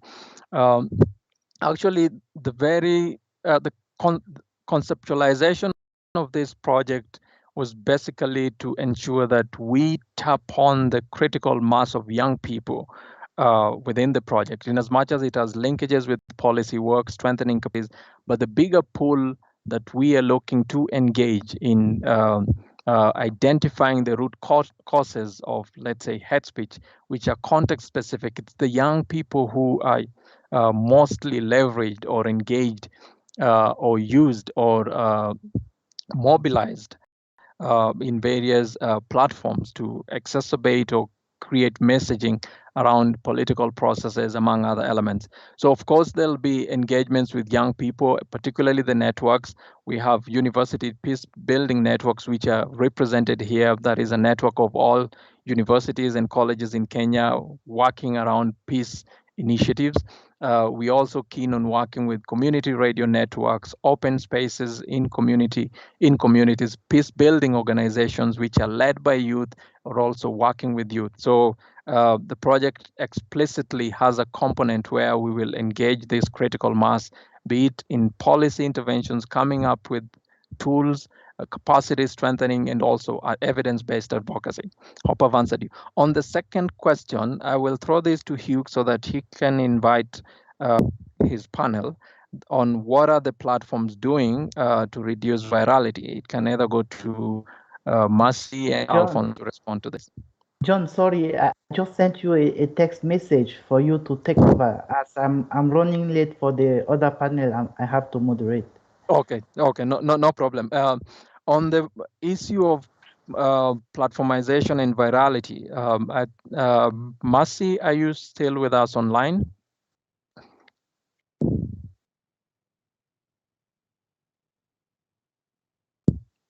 I certainly am. Can you still hear me? Yes, I can hear you loud and clear. Could you Awesome. maybe respond to that? Thank you. Yes, certainly. So thank you so much, Kwaro, for that question, and thank you for inviting back again to clarify even further. So I think maybe the question to pose is, who is the arbiter of truth when it comes to information that's posted on the internet? And I think if you consider that question, and it's not a test, so don't answer it now. But if you consider that question, who is the determiner of what is actually true or not true when it comes to content that you see online? Because when you think about the point I was making earlier in terms of allowing for people to come and have their voice, basically be able to speak about things that they think are important to them, and they flag those on our platforms, is something that we facilitate. However, these are people's opinions and thoughts and so on and so forth. There could be things that can be easily verifiable. And this is what you have heard, for example, Alphonse speaking to when he spoke about the collaboration he has with tech companies to fact check content, where you can actually, these things you can verify. So for example, if there is a message saying the president has appointed a new cabinet, as an example, this is something that can be verified. But if somebody gave an opinion saying, for instance, that the reason why there is potential for violence is because of the movement of X and Y that they've seen in a certain region, is it true that what they're saying, do they have fact? How do you tell that from that statement that they've put up there? What is the truth in regards to that? You understand what I mean? Yet a statement like that might actually have trigger effect on certain people and so on. But to answer your question, we don't also assume that there is no effect. What we do is then we allow for people who are coming across that content to be able to provide a context to us that would help us to determine whether this content is actually harmful, and if it's likely to cause harm. Is it possible for us to what do you call it, to take down the content? Basically, should we remove it, or should we reduce its distribution, or should we then be by reducing this distribution means then very few people would see it. So if you think about how you get onto Facebook and you have your sorry, just 1 second. If you go onto Facebook and you have certain content that you interact with on the page when you land there, what we call the newsfeed, you will find that there's certain content that you'll see that tells you, possibly because of the preferences you set up when creating your account, that maybe tells you more information about maybe travel and so on and so forth. It's different for different people.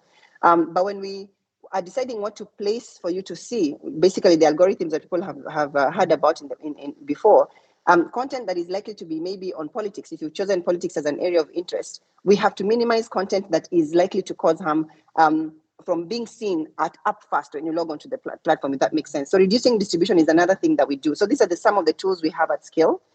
In addition to that, we might actually just decide to inform users. So for instance, if Alphonse's team are able to fact check content and tell us this has actually been found to be untrue or false, we are able to label that content for you so that when you come and find it online, we will label it and say this content is actually found to be false. This is an image that is from, say, Ethiopia, and it's actually not Kenya. Or this is a piece of content that has to do with a historical event somewhere else and not here. We give you more context, basically, and add for you related articles that can help you understand where that story came from and why it's not actually from the place that we've established from factually not to be. So these are some of the things that we do. And to be able to do this, of course, we work with the partners that we have on the ground. So, for example, fact checkers who are really critical for us. And they do a fantastic job to also make sure that they're doing this with local languages and context to facilitate understanding of context that might not be in languages, like, for example, the English language that might be in Swahili. We do this also by educating the users themselves about how they can report content that they come across. So that if we have reports that are coming through saying this piece of content is problematic, we can channel that, for example, to fact checkers and say, this is being reported as misinforming. Would you please check, verify the truth to this and come back to us on it?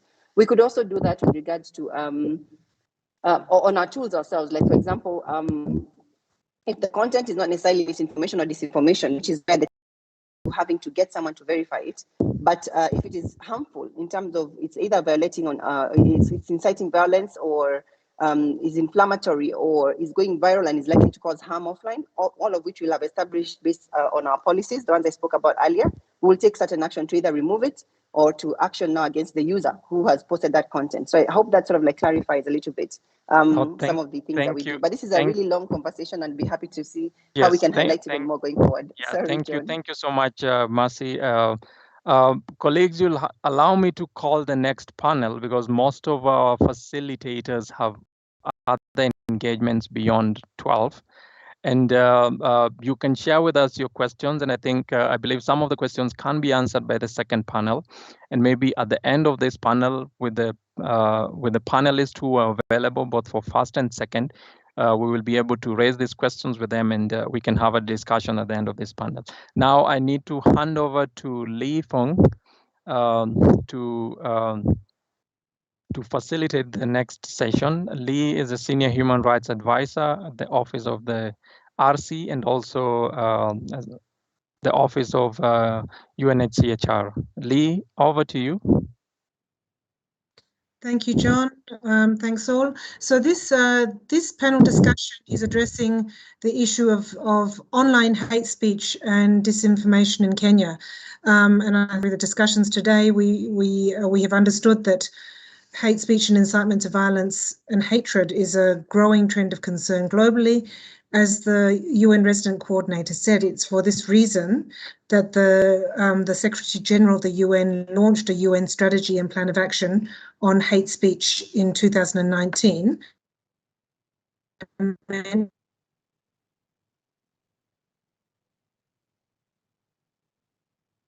Of online hate speech discussion, which complements the previous discussion that we've just finished on the power of digital technologies for it's one thing I want to note before we launch into the discussion is that addressing hate speech does not mean limiting or prohibiting freedom of expression. This has been recognised very clearly by the UN, and also the Special Rapporteur on Freedom of Expression has explored this issue, specifically looking at how to address online hate speech whilst upholding freedom of expression in a report to the UN General Assembly in October 2019. But to explore the dimensions of how to hate speech in Kenya, I'm very pleased to introduce our distinguished panelists. Perhaps they want to turn on their cameras as I introduce them. Firstly, Kiai is the Regional Director for Article 19 in Kenya and the Eastern Africa region. He's a lawyer with a track record of nearly 3 decades in the area of human rights, rule of law, justice, governance and democracy, including freedom of expression, freedom issues and challenges. Mr. Hussein Khaled is the Executive Director of Haki Africa, a national human rights organisation based in Mombasa. And for the last 15 years, Ms. at the forefront of agitating for the rights of community members at the grassroots level in Kenya and also in Africa more broadly. He has worked with and served as a member of numerous initiatives, national initiatives and civil rights groups and institutions here in Kenya, but has also been involved in various national and international processes to promote and protect fundamental rights and freedoms. He is also a lawyer by profession. Mr. Victor Bwire, who is the Director of Media Training and Development at the Media Council of Kenya, which is the leading self-regulatory statutory institution for media in Kenya. He is a regular analyst and commentator on current affairs in Kenya. He's a media and communications consultant, and he has taught at the University of Nairobi, the United States International University and Mount Kenya University. as well as previously with TEEN as a writer for the Nation Media Group and also with the Kenya National Commission on Human Rights. Then I'd like to introduce Ms. Judy Kaberia, who is a multiple award-winning journalist and the Executive Director of the Association of Media Women in Kenya. She's a mentor becoming female journalist. She's a consultant media trainer with the Media Council of Kenya, Deutsche Welle Academy and the Aga Khan Graduate School of Media and Communications. And she was also a 2015 Fellow of the prestigious Edward R. Murrow Program for Journalists in Washington.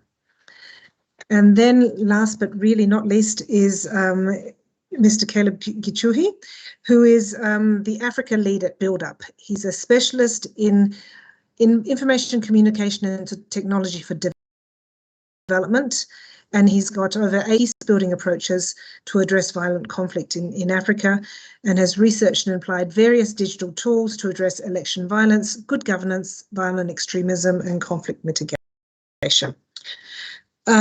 So please join me in welcoming and expressing our appreciation to our distinguished panelists.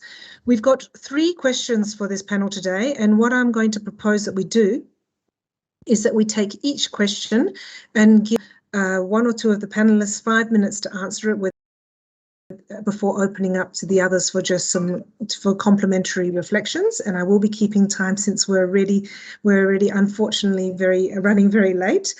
And then we can open up to some broader Q&A, which can also address some of the questions that are coming in the chat box, some of which will be covered by this discussion anyway. So the first question is, what are the existing mechanisms for tackling hate speech and disinformation in Kenya? I'd like to first invite Mugambi to come in for 5 minutes or less, and then to Hussein for 5 minutes or less, and then panelists can complement if they wish. Over to you, Mugambi, if you're connected properly. I hope so.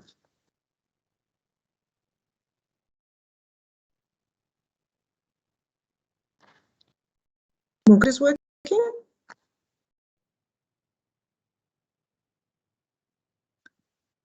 Okay, maybe while we're just getting Mugambi on, I'll open up to Hussein first. Hussein, please go ahead.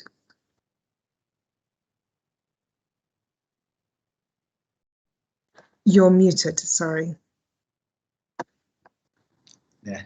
Thank you very much, Ms. Lee, for this opportunity, of course, and UNESCO for hosting us.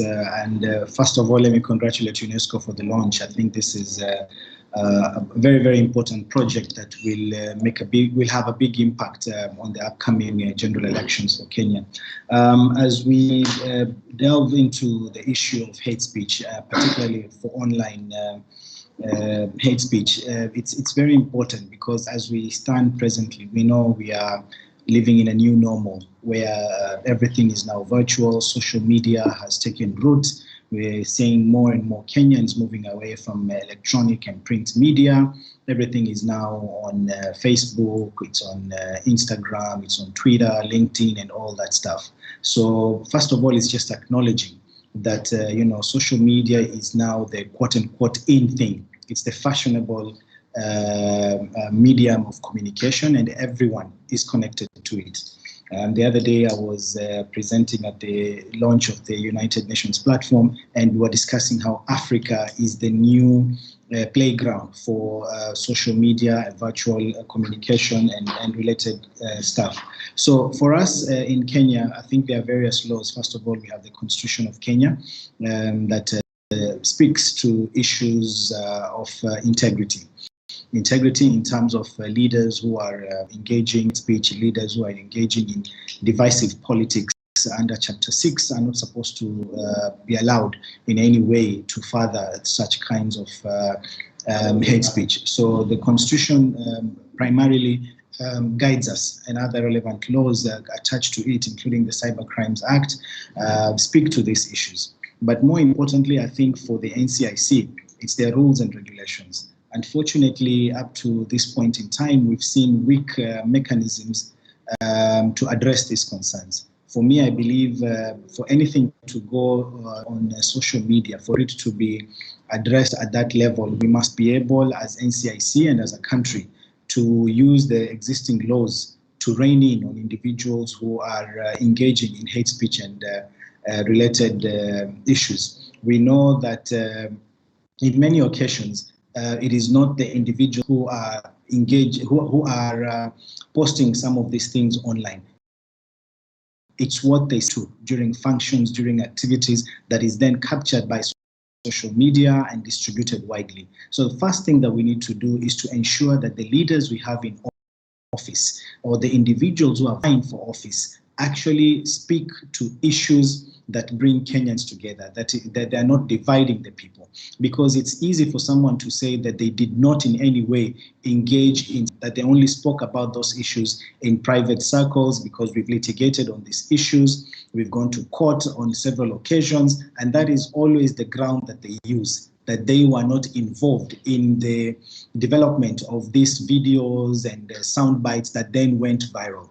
So we've always found it necessary to ensure that we rein in on individuals, even as they speak in private spaces, when they speak in public meetings, because then that is where it begins from. And that's why I'm saying the NCIC then becomes crucial in this regard. Secondly, through the Cybercrimes Act, we can look at how best to follow up on these issues. We know in the past that this has been used to target pro-democracy crusaders, people who are good governance crusaders, and the government has actually used this to rein in on civil society actors. I think we all remember very recently an activist, let me not mention his name here, who was arrested, who was charged in court because of, allegedly posting information that was injurious to the presidency. So unfortunately, these laws are used against those who stand up to speak against the powers of the day. So we need to find better ways of using these laws to tackle those that are dividing Kenyans, those who are propagating and those who are, engaging in war crime like talk and information that is out there. Thirdly, Ms. Lee, I think we also need to make Kenyans understand that any information you get online must be checked, must be verified. We must tell Kenyans not to spread information that is not verified. This is extremely crucial because many a times it gets viral because I forward it to a group, the members of that group forward to other groups that they belong to. So there is need for us to spread information out there, that anyone who's found spreading information that may be injurious to an individual or that may lead to chaos or anarchy in any way, that they are individually responsible for what they forward. So we must also communicate to the people to understand that they have a duty, they have a responsibility and an obligation to ensure that they address hate speech when it comes to them, and before they spread it, that they check before they do that. I think in a very few minutes I had actually detailed information, but because of the time I've tried to make it short. I will stop at that. Thank you, Hussein, and thank you also for keeping it really important what you've raised in terms of formal mechanisms, but also really calling upon political leadership and responsibility to address this phenomenon. I understand that Mugambi was having some problems with his microphone. I'm not sure if these have been resolved. Mugambi, are you able to come in?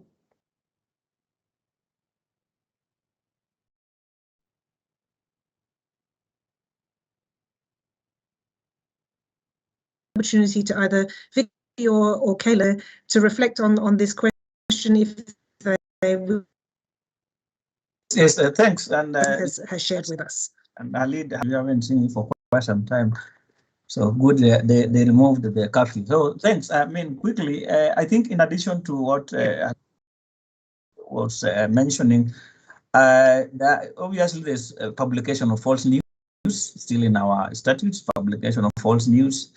The other statutes, like under the Prevention of Act, they mention a lot of things when you publish information that will support this. Some sections under the Money Laundering Act, a few things, public order under the Defamation Act, still a few things that would still relate. And that's how our concern has been that we try to make laws, and laws cannot catch up with innovations.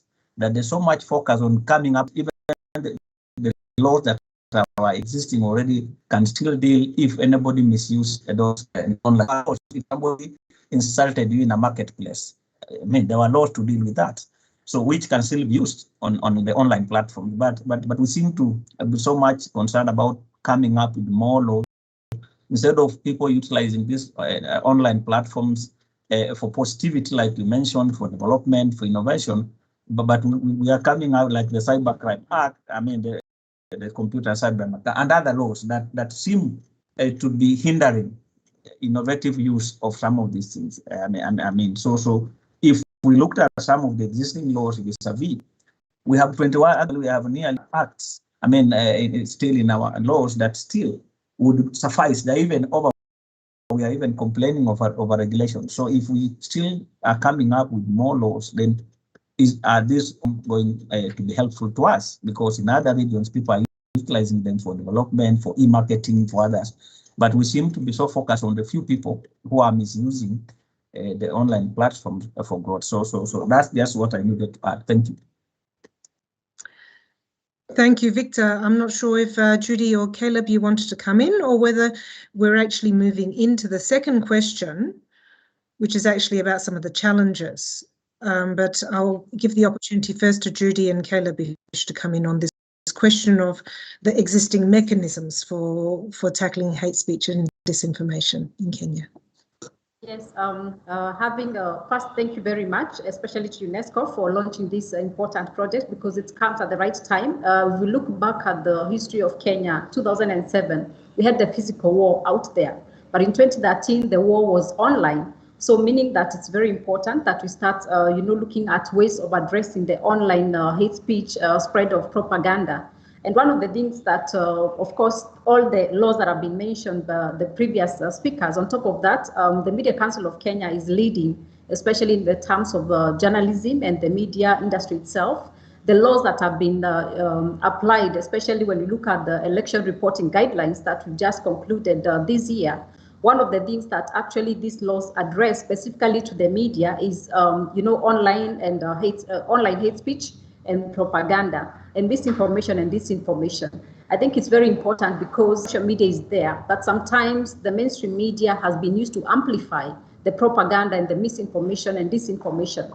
At the same time, when the journalists are regulated in terms of them being aware of the kind of danger that they can present using the power of the microphone, the power of influence that the media has, then it becomes very dangerous. So looking at the election reporting guideline and even the code of conduct for journalists in relation to hate speech and spread of misinformation and disinformation, I think that is very important for the industry because, for example, even the journalists realizing that the public cannot distinguish who is a journalist, in the media house and who is a journalist as a private citizen who has a social media account that has over 5 million followers. So they don't understand these implications. And I think having these laws in place, especially to guide the conduct of the journalists and how to use the social media responsibly, and also to recognize that they're not just individuals, but also as public figures who out there should also be responsible when it comes to the social media. Recently, a renowned journalist, a top known journalist, just decided to do a campaign online and even, decide who is going to be the next president. This is someone just who did a poll. And suddenly the journalist posted that if the elections are held today, this is the person that is going to win. And this was something that was done so casually. Now you can imagine the ripple effect of such a poll that he conducted is that somebody believed that actually this could be the person who won. So the outcome of this is violence, especially if those who believed it do not get to see their candidates win. The ripple effect is violence. So as journalists, I think it is very important that the Media Council of Kenya has really emphasized on the responsibility of the journalists as individuals, the responsibility of the media house, including the editors, the media owners themselves. So I think apart from the national laws that we have under the Constitution of Kenya, the NCIC Act, the Cyber Crimes Act, on top of all that, I think it is very important the way the Media Council of Kenya has led this this regulation, especially in terms of guiding the media and the journalists on how to operate. I think, thank you, Lee, for that. Thank you. And welcome to Magambia. I'm glad that you managed to, your audio is working as well as your video. We've already started the first question discussion on existing mechanisms for tackling hate speech and disinformation in Kenya, but I'd like to invite you to come in, and if you could please keep your interventions to 5 minutes or less, and then you can still come in on the rest of the panel discussion. Thank you. Thank you, Lee. I hope you can hear me now. Yes, loud and clear. Yes, thank you. Let me start by congratulating UNESCO for this launch. It's really useful at this time in the history of Kenya. Let me also thank the panelists who have spoken before. I'm sorry, my connection was not too good, so I'm on my phone now. So for me, very, very quickly, when we look especially at hate speech, but also at disinformation, we must ask ourselves, what is the root cause of the problem? And the root cause of the problem, of course, is our society. We have a society where essentially there's been reward for hate speech. There's been reward for disinformation, and that's just the plain truth. In short, if for example, you look at examples of known perpetrators of hate speech or known perpetrators of disinformation, the reward has been two. One is that they don't get any accountability, they don't get any punishment, but secondly, most of the time they win political office. And there's financial reward with that, and there's political reward with that. So I think if we're going to talk about online or offline hate speech and or disinformation, we've got to discuss it from the point of view that in Kenya it is still a reward based activity or a reward based vice that continues. Secondly, if we look at the mechanisms that are there, look at the state and non-state mechanisms. With regard to the state, I think the clear pattern has been that there is a lack of trust. There's a lack, they're impartial, that they're independent, and therefore what happens, especially when it comes to again hate speech, is that they target people who are not friendly to the government, or people who are seen not to be friendly to those in power. When it comes to disinformation, I think the clear perspective has been that because of that lack of independence, that there's no accountability for it. So I think that mechanism needs to be addressed. Mechanisms, I think one of the big problems has been around how do we create a greater collaboration, greater connectivity among non-state actors who include civil society groups, academics, private businesses that are doing work, for example, Facebook, and other providers of platforms where these activities are going on. Where is the connectivity? Where is that center where we can all again bring legitimacy, credibility for this to happen? I think also then we talked in the first point around the culture of impunity among politicians, but I think there's also a culture of impunity among citizens, where we're not holding each other accountable.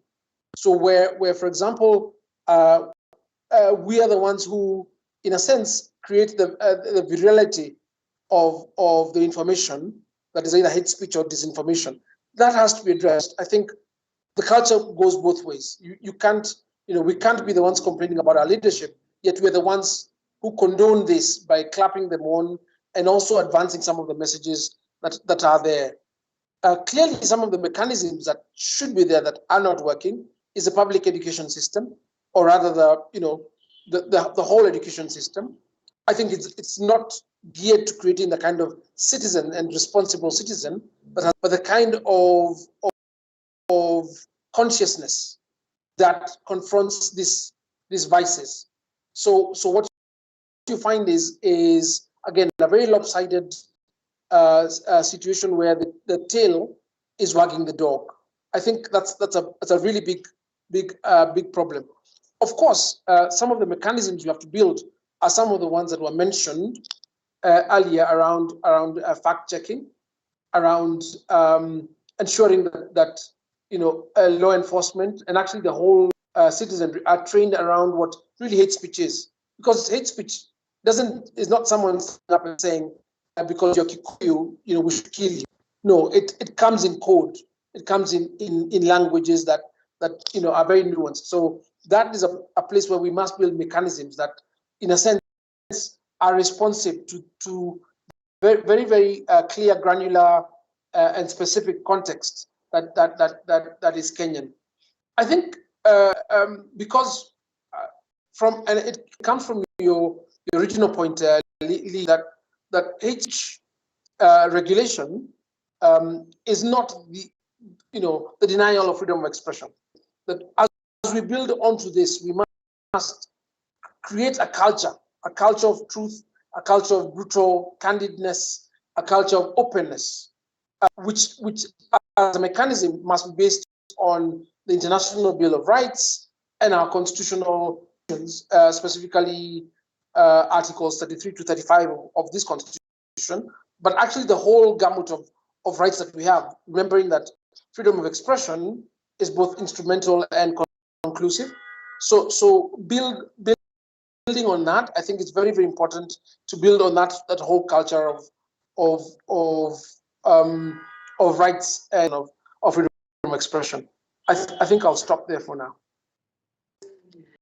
Gambi, and I think that also your last point really picks up an issue that Hussein had raised in terms of some of the legislative provisions actually being used to curb freedom of expression, and that being one of the challenges that we're facing. And I think also the issue of root causes is a very important one, particularly and how do we all engagement in social media as citizens, as politicians, as journalists, as government, as we move towards 2022. And I think this brings us to the second question then, which is, what are the main challenges to effectively curb harmful content on social media? I think that some of the challenges have already been raised, but I would like to give the floor first to Victor and then to Judy for 5 minutes each to share some views on this. Victor, over to you. Thank you, Lee. And quickly, one of the things that I see to be a big challenge is the literacy levels that we are doing very badly on media content consumption, both online and offline. That yes, freedom of expression, access to information, yes, but are people using them responsibly in the manner that which content are we sharing? So there is a lot, even as we target the youth, at what level are we including things like Facebook community rules and the rest to these people, the youth that we are talking about? So are we seeing any review of some of our programs, even in journalism schools, to include some courses around internet use and the rest? So that would also help in terms of dealing. The other thing I see is impunity, and which Mugambe has raised, that there are known people who spread hate speech, but who cares? Who arrests them? Who charges them? I mean, they will go for the powerless people who will be then be harassed here and there, but the main perpetrators who are known and established in this country, nothing ever happens to them. So and the way it happens is purely selective application of justice. So you get 1 or 2 bloggers being arrested here and there, but the main people who have then done this are not. And in fact, and I have this, we have had this discussion on June before. Even when we are doing fact checking around, even including this incidents of hate speech or dangerous speech, then many times we never bring down some of these posts or this post. We just then put something, say fake news, but we leave it to continue circulating. So even if we said fake news, but it's still circulating, how is it helping? Look at most of our media houses. They will talk about somebody who has been accused of hate speech, but they will republish the same statement and use it in their news. So is it helping? Is it not helping? So we need to see if something has already been flagged marked out as hate speech, it needs to be brought down, or it shouldn't be reused in broadcasted in a media house, because then that or in our social media platform. So that has to be dealt with. And again, when I listen to Mercy talk about the social, like for example, their community roles. For example, now in Kenya, if you looked at our program code, it bans instantaneous live broadcast, the 7 seconds delay for broadcast.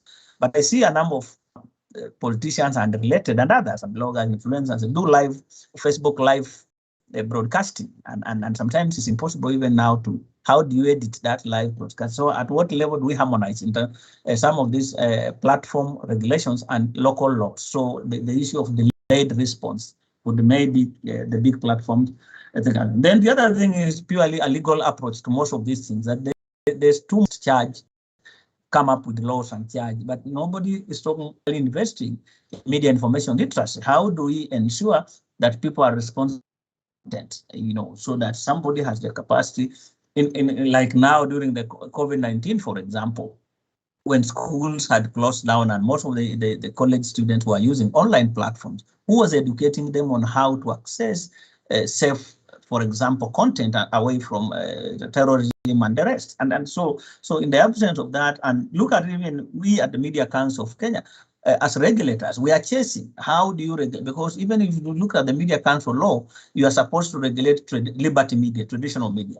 But how do you regulate somebody who is watching their Netflix in their bedroom? So even regulators, we are having problems in terms of if we are going just to depend on law to regulate. We must innovate and start talking about media information and data literacy. We must engage. We are pushing government to come out with the media information literacy law. We have already engaged Parliament. We need to see, we are incorporating Kenya Institute of Curriculum Development, Ministry of Education, so that we have, for example, a national law and strategy for media information that will target youth and school-going children so that they become responsible users of content. They can have that capacity. Obviously, that has been a major challenge. Then obviously, again, the definition, because even as we talk about hate speech, what is hate speech? There's dangerous speech, political speech, hate speech. Who determines what is hate speech? And obviously, like the other people said, it has also been a problem in terms of even holding some of these people are responsible.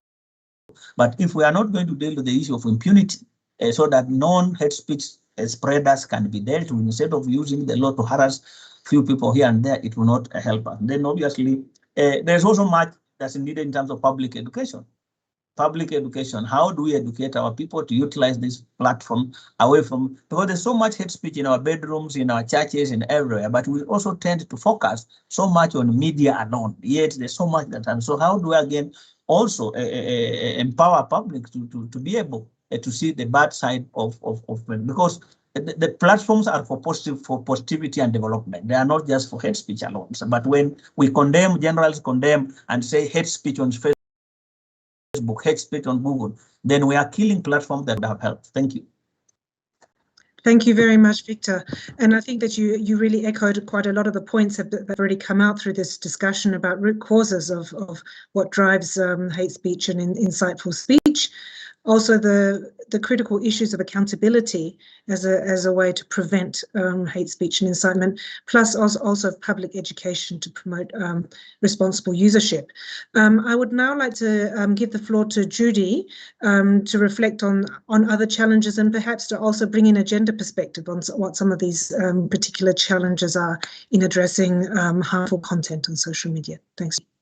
Yes, one of the biggest challenges, especially, for example, the use of social media, is the lack of information or lack of knowledge in knowing the repercussions or the consequences. So if you look at the media users, a lot of them lack the skills and the knowledge when we talk about the digital literacy, just like Victor mentioned.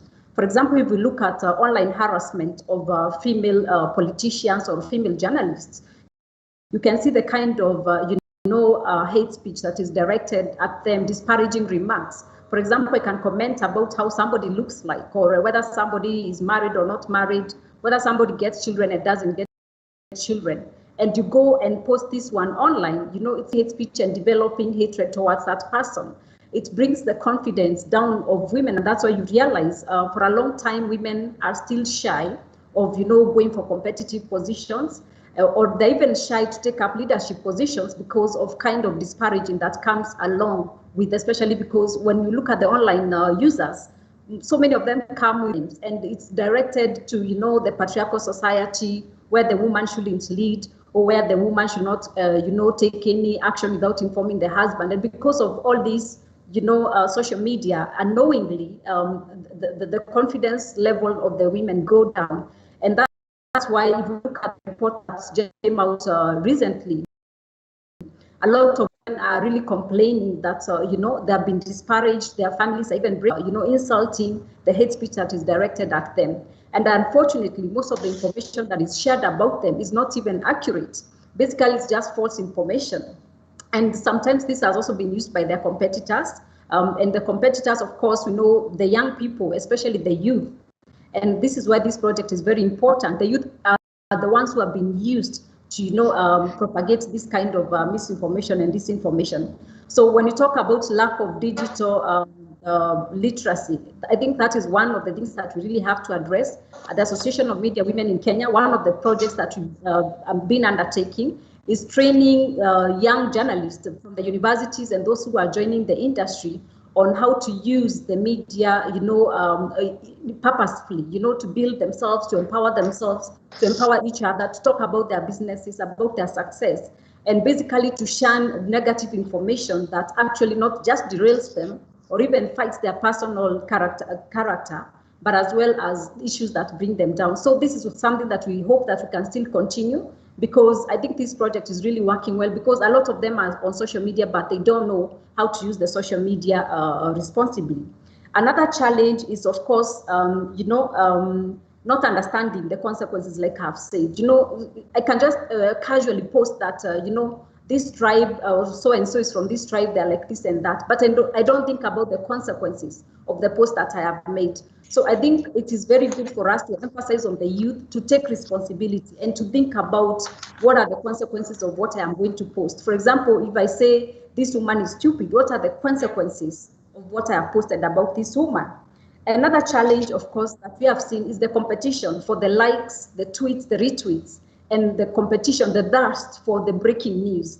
And because of this nasty or this unfair or let me say unhealthy competition, people have ended up posting information that has a lot of repercussions. Look at, for example, during COVID-19, we had people posting about if you drink the sanitizer, you are not going to get COVID-19. But you can see the ripple effect of this is that it led to people drinking the sanitizer, the hand sanitizer. Some of them fell sick, others passed on. So if we can think about basically, instead of us competing for those videos, instead of us, you know, being like the first one to spread about information, I think this would have helped us to stop spreading that hate speech, to stop spreading misinformation and disinformation. But this is a challenge that I don't know how we can work it out, but it's also a challenge that you can work with the service providers to ensure that the apps are able to see through information, like Facebook has already done. They've introduced such, you know, an app that really helps to pull down information that is not accurate from Facebook.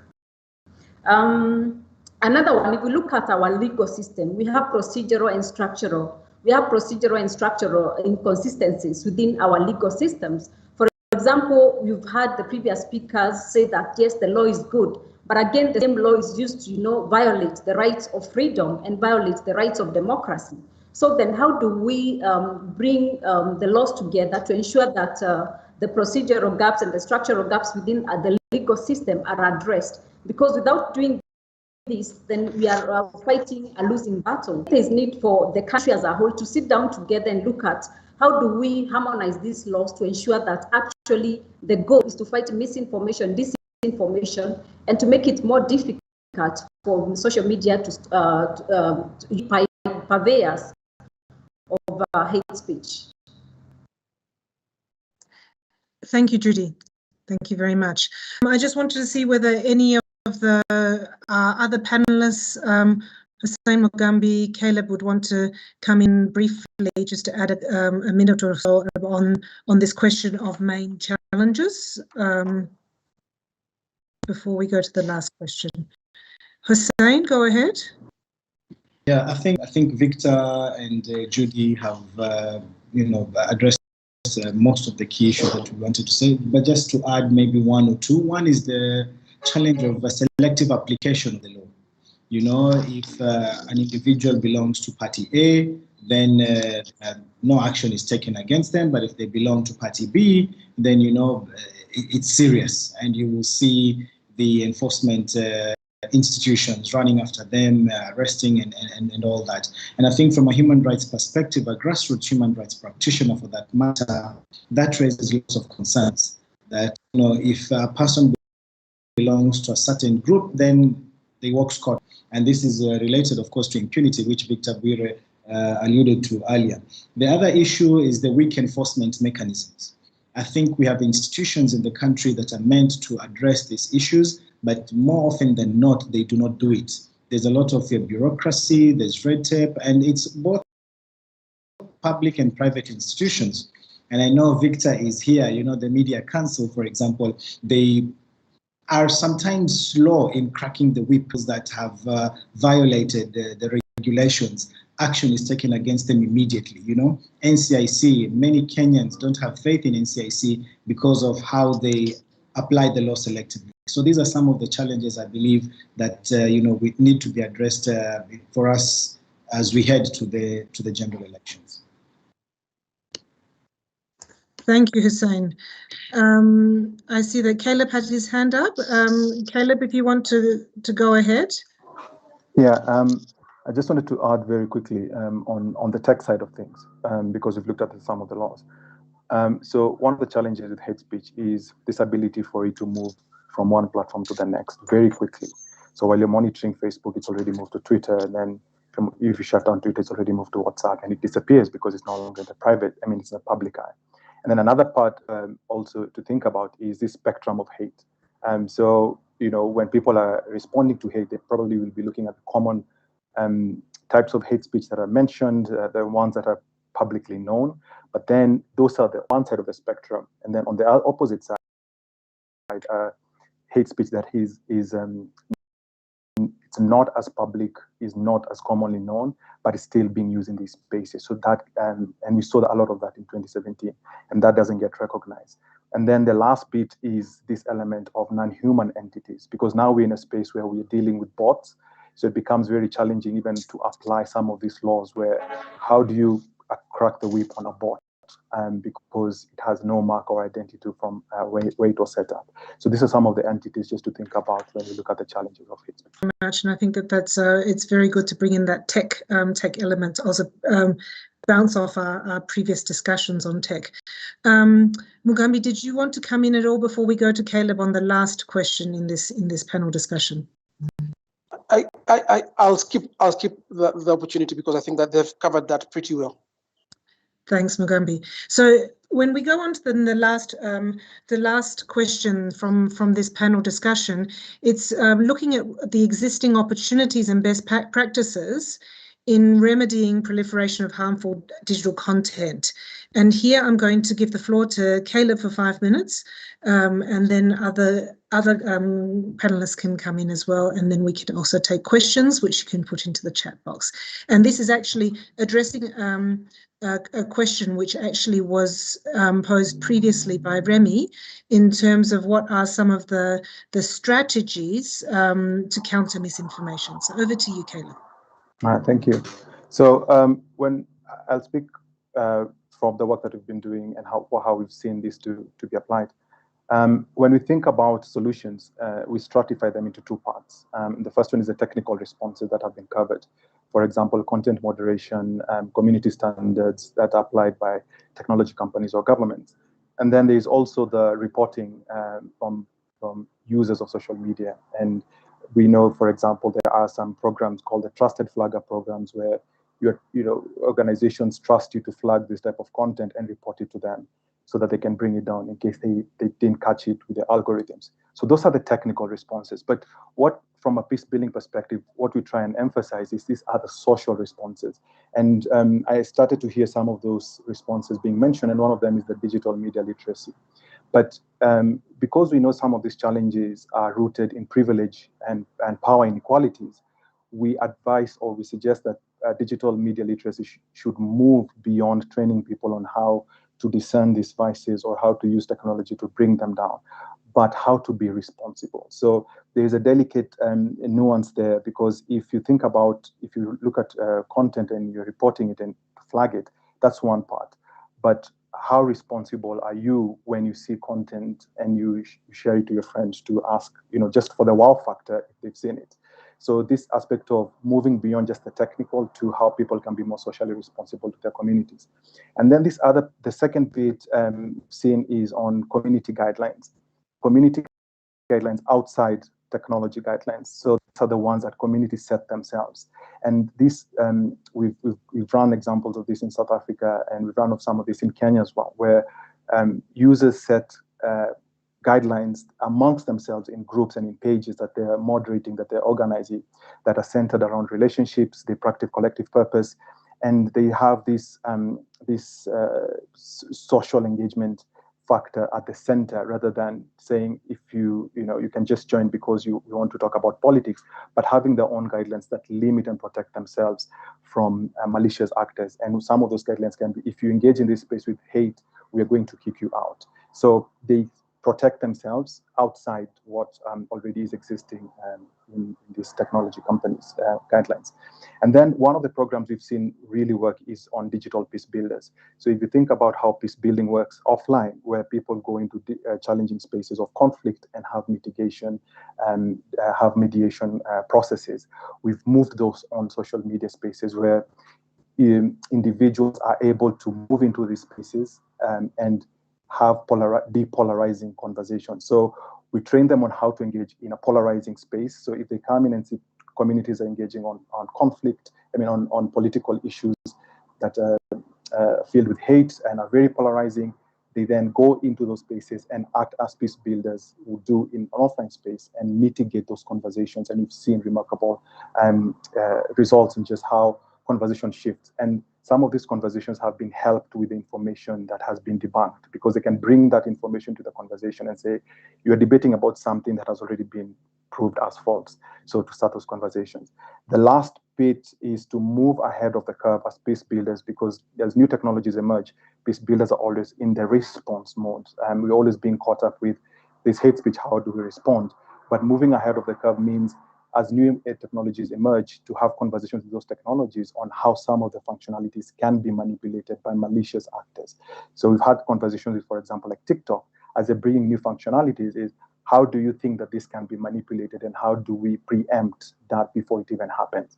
And then the offline and online engagement, even with this technology, so that we are not only focusing on the offline and making it all look sexy and nice, but we're also thinking about there's an offline element that information thrives, because hate speech does not really live in one space. It moves between, it oscillates offline and online depending on various factors. So once we understand those relationships, we're in a better position to amplify actors who sit in those divides or those gaps that have communities polarized. So if you have political parties or political engagement on social media that is polarized and full of hate, then looking for those actors in the middle who are sort of neutral voices, these are the ones that can be used to bridge those divides in the first place. And we've seen that in this program that I was talking about that we've deployed in Western Kenya on digital peace builders.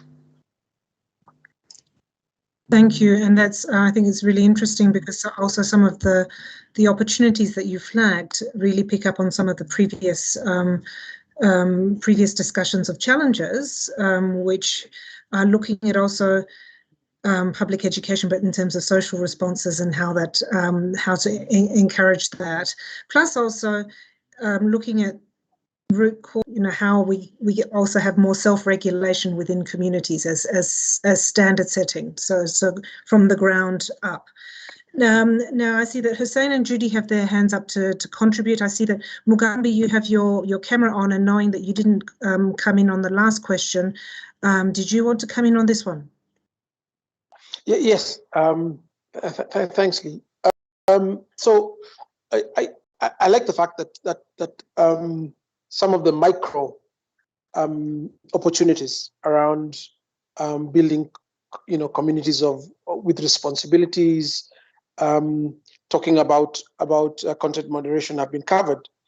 let me first also then go to the macro picture. The macro picture, coming from for me, the root cause analysis, is that there's an opportunity given the 2022 elections in Kenya for us to do a rethink around impunity, to do a rethink around the fact that there's a reward system. I think we must erase, and that's the first, I'd say, opportunity that in Kenya we, have an opportunity through such platforms as Uyano and for example the work that UNESCO and other groups like ourselves, Article 19, the Media Council, and civil society groups like Haki Africa, Amweek. There's a whole opportunity for us to have a conversation about how we reset this society to do a number of things. One is that very clearly for the leadership, there must be a way that they begin to conform to articles, to chapter 6 of the Constitution around leadership and the whole question of values. I think that is very, very important. We cannot have it both ways, that you're a leader and you're irresponsible, or you're the one who's funding either disinformation or getting reward from hate speech. Secondly, is for us as citizens to become much more conscious, much more aware that it's our own responsibility as well. So apart from being rights holders, that we actually do have within that rubric responsibilities to make sure that the leadership that we elect, the leadership that we nominate, the leadership that we champion is one that is anchored in constitutional values, constitutional principles. I think that's another huge opportunity for us. I think it has been mentioned around the opportunity that we are having also around this rethink of the public curriculum around competency-based curriculum.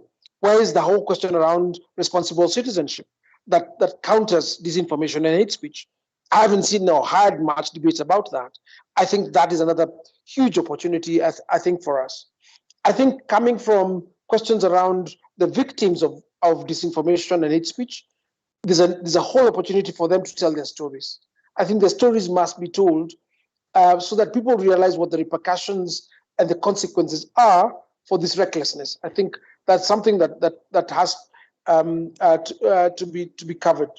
There's also an opportunity for us to rethink how public institutions are set, how they are, how people get onto them, because of the whole questions around legitimacy and credibility of those institutions, where there seems to be selective in terms of how they undertake their assignments and their tasks. I think audits must be done, and this is an opportunity for us to ask ourselves, what have we not done right?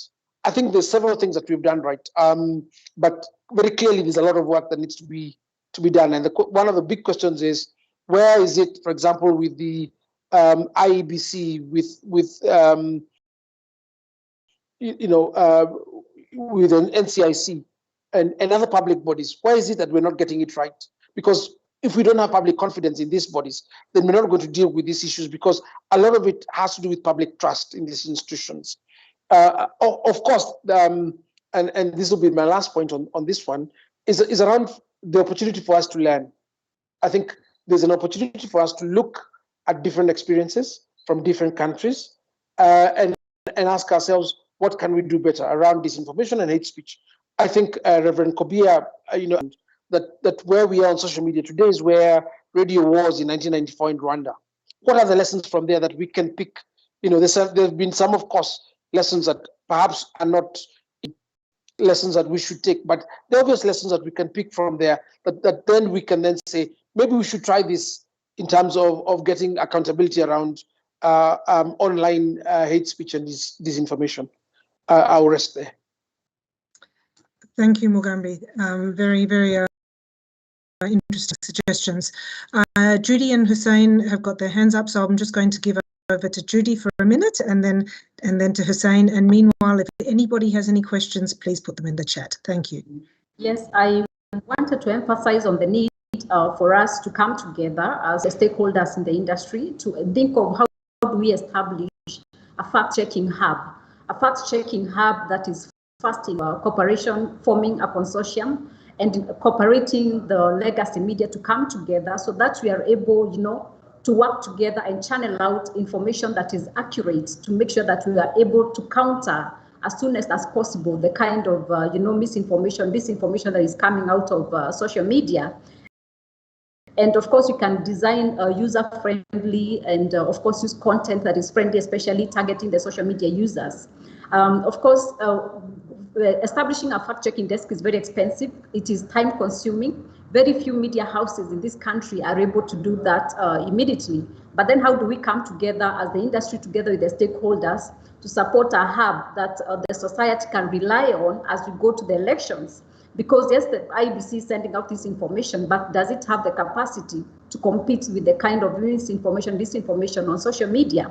And through this hub, at the same time, you're able to send messages of peace and also counter hate speech remarks and even show the consequences of what it means to talk about hate speech. Because how are we notifying the people when we say it's a hate speech?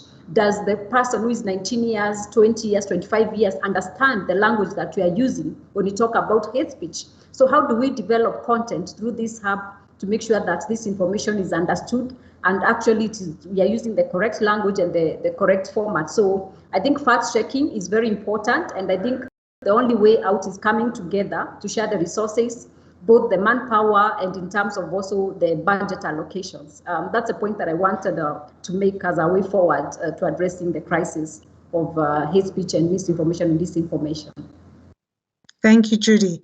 Hussein, you still have your hand up, right? Go ahead. Yeah, I lowered my hand because I thought the issues have been covered, but just very briefly, applying the law. I think Mugambi alluded to this, Chapter 6 integrity, so making sure the law is applied to the letter, not having sacred cows who are allowed to walk scot-free when they engage in hate speech and stuff like that.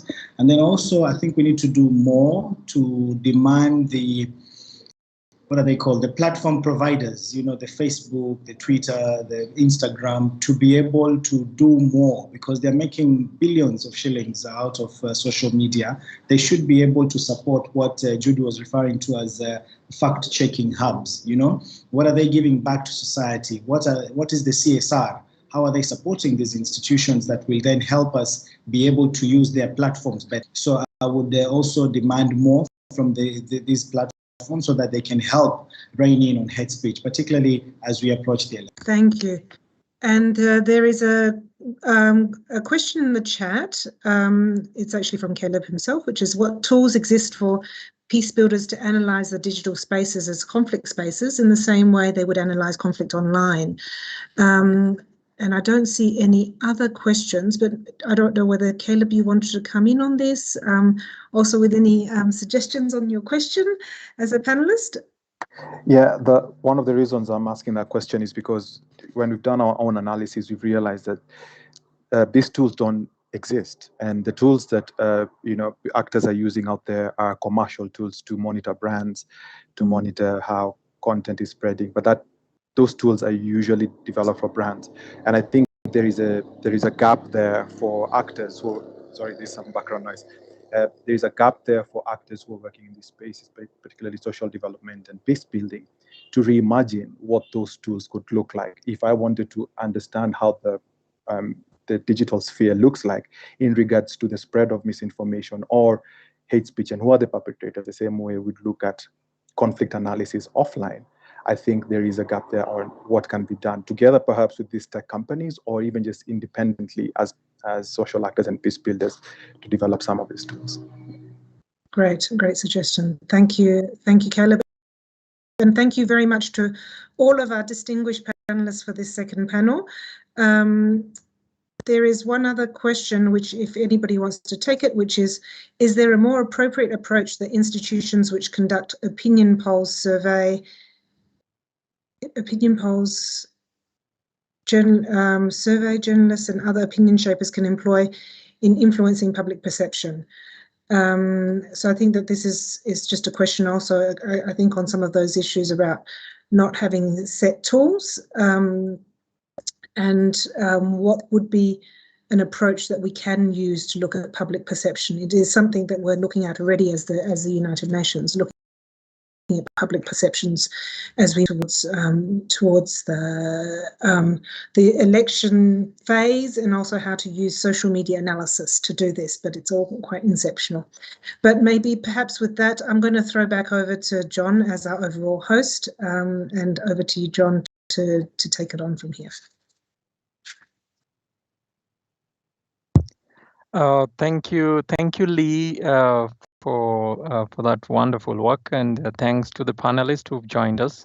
I think from the discussions, still critical elements that come into play is responsibility and accountability vis-a-vis policy mechanisms, and also in terms of citizenry engagement within digital platforms is vital.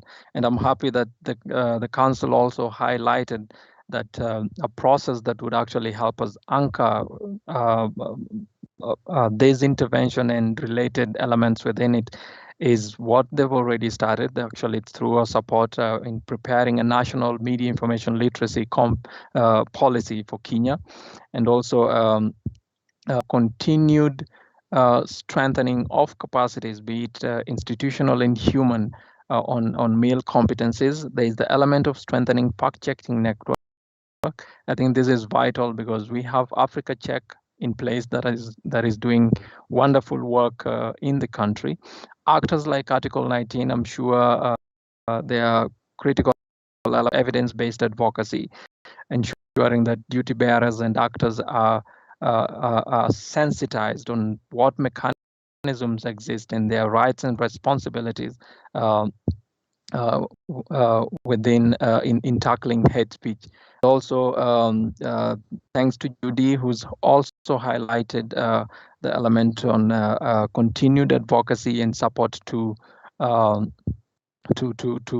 media, journalists, in doing their work, and reminding us that it is vital to still advocate for responsible journalism, but also able to flag out and highlight hate speech and disinformation within our platforms. I know we are left with we have to end at around 12:50, and hold of our director if he can give a closing remarks, but if we don't get him, we will close. And for participants, please register your details. There is a short report that is being prepared from the discussions that we've had today, and we will share this with you with the outcomes and possible way forward. This is just a launch for this project, and we are keen to engage each of you in this intervention. As rightly mentioned by Rana and the RC, there is also a plan to have a nationwide campaign on hate speech, which will be led by the UN in close collaboration with government and all the actors represented here. So we will also update you on this. There'll be also a series of webinars on certain salient elements that have been discussed, and also based on the questions that you've asked in the coming weeks, we will also invite you. So we need your details. Please share your details on that registration form, because we will use that to update you on what is being done by the UN and also the non-state actors and peace building organization represented here.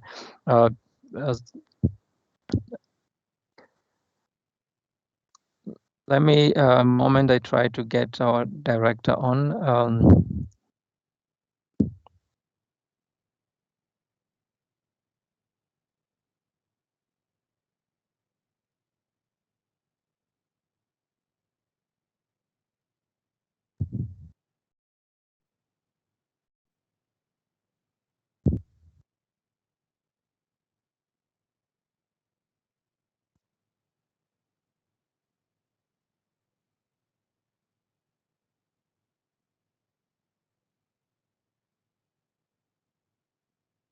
Okay, seems like he's engaged in the meeting.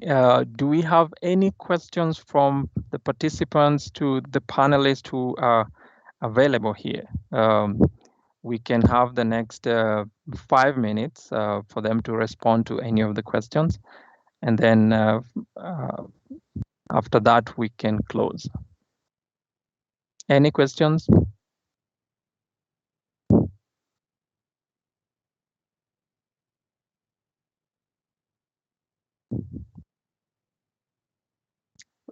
Victor? John? Yes, Victor. Sorry, that my brother Hussein raised an issue about action, how we act like, I mean, for example, regulators, when people raise some of these things, and like you mentioned, you know, balancing the issue of hate speech and freedom of expression is also a challenge. I mean, hate speech, even globally, the definition has been a challenge. So sometimes we want to be the last, the Media Council wants to be the last institution to come and start arbitrating. So what we have done is to empower media houses internally to have the capacity to deal with those cases as fast responders. Then if they are unable, then Media Council comes in. Because again, you also notice even by way of our law, many of the things that are brought to us sometimes are not even, are not mandatory issues. So that the Act just says we deal with the accredited journalists. So sometimes the online, not all online users then fall under our category in terms of membership. But that's not to say running away. We always remember also Media Council is a media development institution supposed to protect press freedom and the rest, but at the same time it's a regulator. So sometimes there's even serious discussions here within the institution about how do we handle between the regulation arm and the media development arm in terms of protecting press freedom, but also in terms of how do we deal with this matter as a SP. So we also work, and we have seen a lot of frustration from even the National Cohesion and Integration themselves, especially because of the Electronic Evidence Act and the requirements. So that's why as a council and through you, I mean, support with ESCO and others, we are pushing towards public education, media information literacy, so that we don't so much rely on push the punishment arm. But even our law now, we're talking about mediation. How do we bring people together and understand it so that we avoid so much litigation? Thank you. Oh, thank you, Victor. Last words. Let me now call on Alphonse. I'll be random as we close. Alphonse from Africa Check. Last words from you before we close.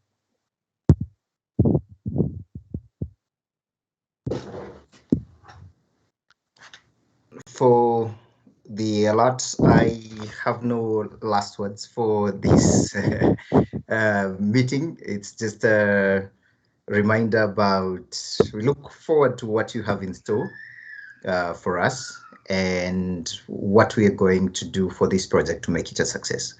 I know time is bad, but I will just stop there. Thank you. Oh, thank you. Thank you, Alphonse. I'll quickly move to Salome from British High Commission.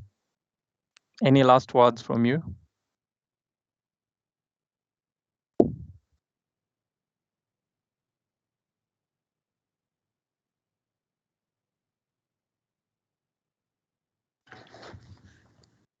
Is Salome still with us?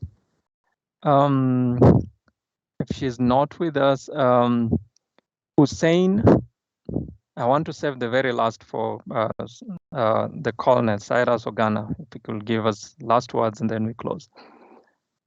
Hussein, last words from you. Yes. For me, let me just. I'm here. Oh, okay. Salome. Yeah, thank you very much, John, for having invited me on behalf of the High Commission to take part in the discussions today. They've been very insightful, and mine is just to wish you and the project all the success, and I look forward to engaging with you in a closer way going forward. Thank you very much.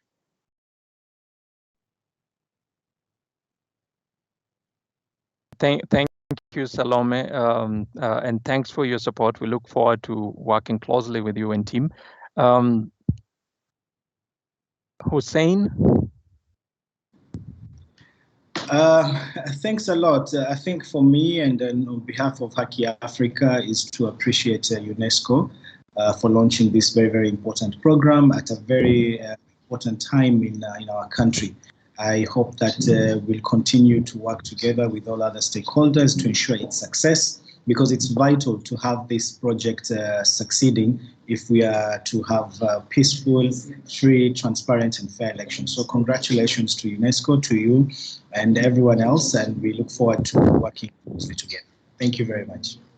Thank you so much, Hussein, for taking your time. I know you have a very busy schedule, and for committing to be with us, and also we look forward to working closely with you and your networks. I now want to invite any last words from, we've moved from Salome. Okay, any last words from Lee, and then we'll call Colonel Cyrus Oguna to give final remarks, and then we close. Nothing from me. Thank you, John. Oh, thank you, Lee. Hi, John. Can I say something? Yes, Sarah. Yes, Sarah, please. Yeah. So sorry, unfortunately, Mercy had to drop off because we kind of had another very important program. But I think from Facebook, we also are very appreciative of the opportunity to be part of this event, and we definitely are going to explore further collaboration on this. I think it's important to note that as a company, we have invested and continue to invest enormous efforts, resources, expertise globally and locally to prevent the platform from being used to incite hate and violence. And so this opportunities to partner with all these different stakeholders is quite strategic for us as we work on the issue of hate speech, misinformation, and all that. So we, again, we remain committed with UNESCO. We've been working even at the global level and in all the other countries that are implementing the social media for peace project. And we hope that we'll continue with this partnership. Thank you. Thanks to you and Mercy for joining us today. Mugambi Kiai, please. Thank you, John. So from Article 19, let me again extend our hand of both gratitude and celebration that this project has been launched. I note here, because this, I think we all acknowledge, is it's a very new area in terms of collaboration between state, really non-state actors who have been doing, private business like Facebook, like Twitter, like Google, and the non-profit, non-state actor. An excellent platform for us to begin looking at for example, the question that Caleb raised about, the tools that we have, and whether we can come up with something that is innovative, that it can also then not just anchor our work, but create the kinds of resilience and the kinds of information and the kinds of models that can be scaled to other places. Because I think one of the things that would, for example, for me be a clear output would be that this collaboration builds a very vibrant and responsive base and foundation for not just working around hate speech, but also information and disinformation. And remembering the question that I think Judy Kaberi had raised, which was around the objective, what's the objective center of truth. I think something that we need to build is that common hub where we all then imbue our integrity, our credibility, and our skills to build into that. So I'm looking forward really to this, and I just want to thank UNESCO once more for it. Thank you. Thank you so much, Mugambi. And I know you're already aware at a global level within the project, we are working with your colleagues, Per and others, and we look forward to cooperating with you. This is an excellent opportunity where government, PBOs and non-state actors in the country and academia coming together to work in this interesting intervention. And maybe just to inform you, there's a component within the project whereby the tools will be developed needs to be informed by a research which will we are currently working on and will be rolled out in the next few weeks. So they are great is for us to engage within the project.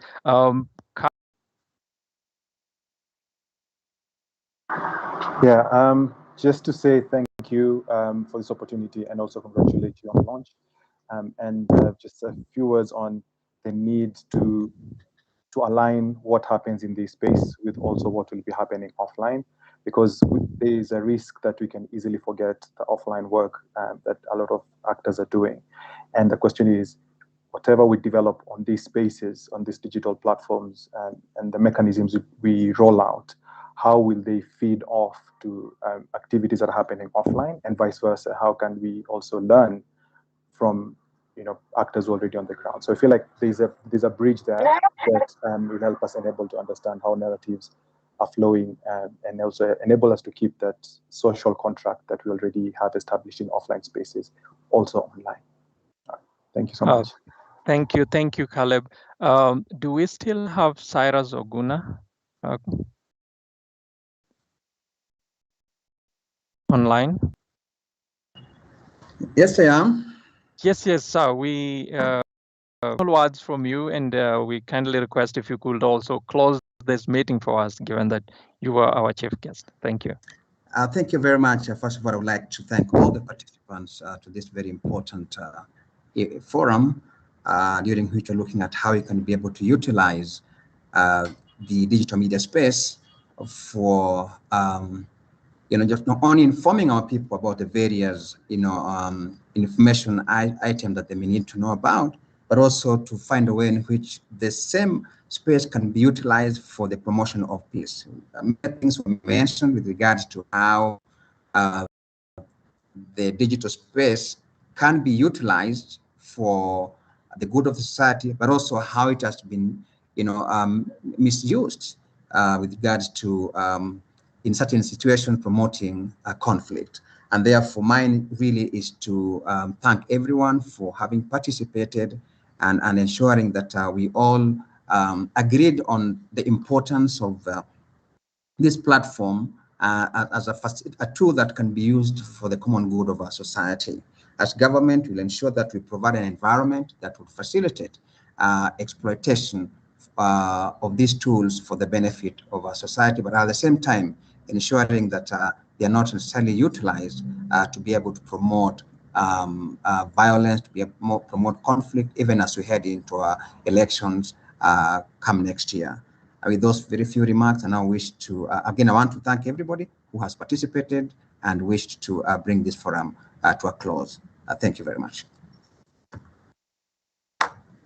Thank you so much, Colonel Cyrus Oguna, for those kind remarks, and thank you for being with us through this process. For more than we are really grateful to the panelists for both sessions, the speakers who've been able to join us today, the partners, EU colleagues who are online, who've helped us through preparations for this event, the UN colleagues, Rana, Lee, and others who've been able to support us all through the process.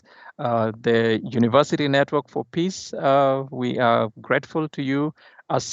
Peace, which kindly joined us in preparation of this event and even supported us in visibility, among other elements. We are grateful to you all, to Sarah, Masi, and colleagues.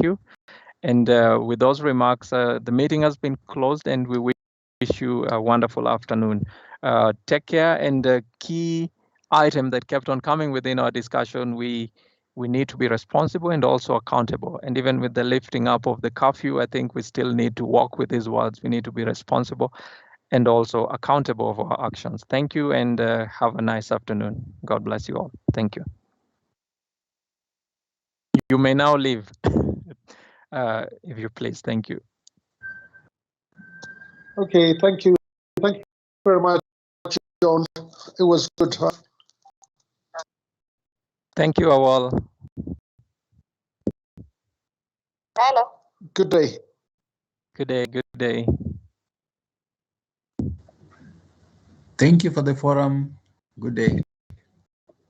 Thank you.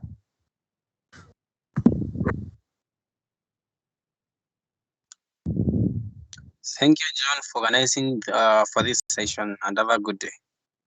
Thank you. Thank you. Have a good day. Take care.